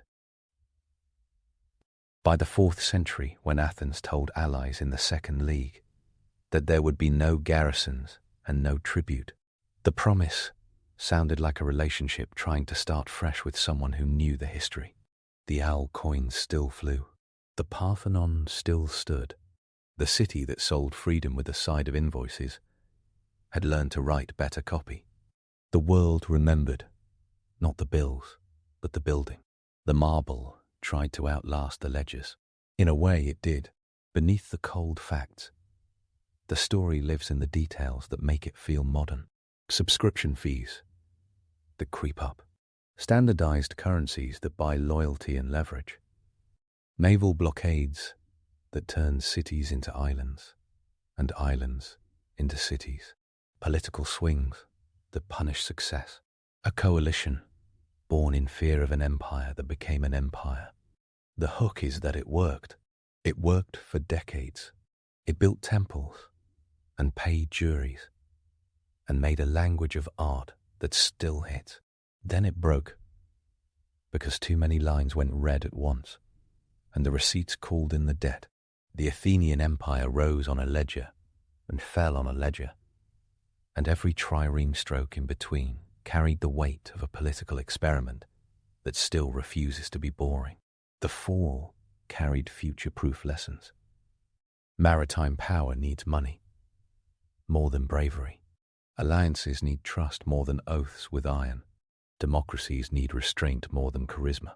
Pericles understood how to keep the city solvent and safe, but the plague removed him and forced the system to run on autopilot and impulse.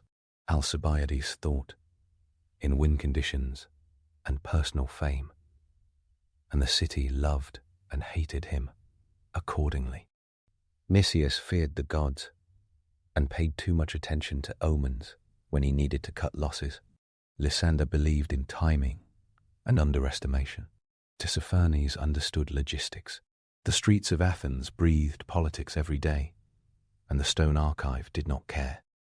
The stones recorded payments due and payments made, year after year, until the entries ended.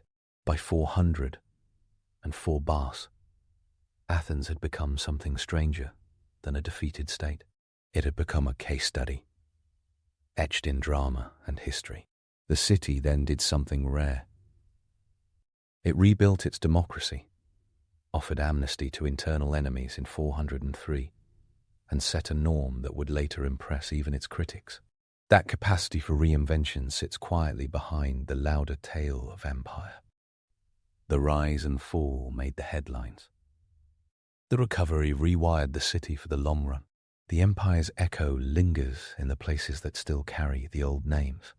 Naxos still exists, and the stories of its revolt echo in schoolrooms. Skyros still holds the fragments of walls left by settlers who were told to act like a chain around the Aegean. Samos fills travel blogs, while the inscription trails tell of talent payments that took decades. The Laurian mines are archaeological sites with shafts like ancient lungs. The Piraeus still feels like a port that used to rule the sea. In each of those spaces, the decision to build 200 triremes in 483 B still casts a shadow because the choice shaped everything that followed. The conclusion many draw is tidy. Don't overreach. The conclusion the sources offer is more complicated. Build power with care. Count costs in days, and drachmas never fight a demographically superior world with an unchecked burn rate, and avoid picking a fight with an island that can only be supplied by sea if the enemy is about to level up with Persian cash. Melodrama sells, but budgeting wins wars. That line would make Pericles nod, Thucydides scribble, and Athenian clerks smile while they chiseled an updated sum on a sunlit slab. Athens fell in 404 Bas and never forgot. It found ways to use the same tools: coinage, courts, culture, with less arrogance and more salesmanship. The empire endured in memory as both warning and advertisement. The owl stayed on coins. The Parthenon held its hill. Tourists, school kids, and camera crews do the rest. On a good day, the city looks like a marble manifesto that says beautiful things funded by hard truths. The rise and fall of the Athenian Empire reads like an honest ledger with perfect penmanship and human smudges all over the margins. It tempts with ideals and teaches with interest rates. It is tragic and practical at once, which is why it never stops being clickable.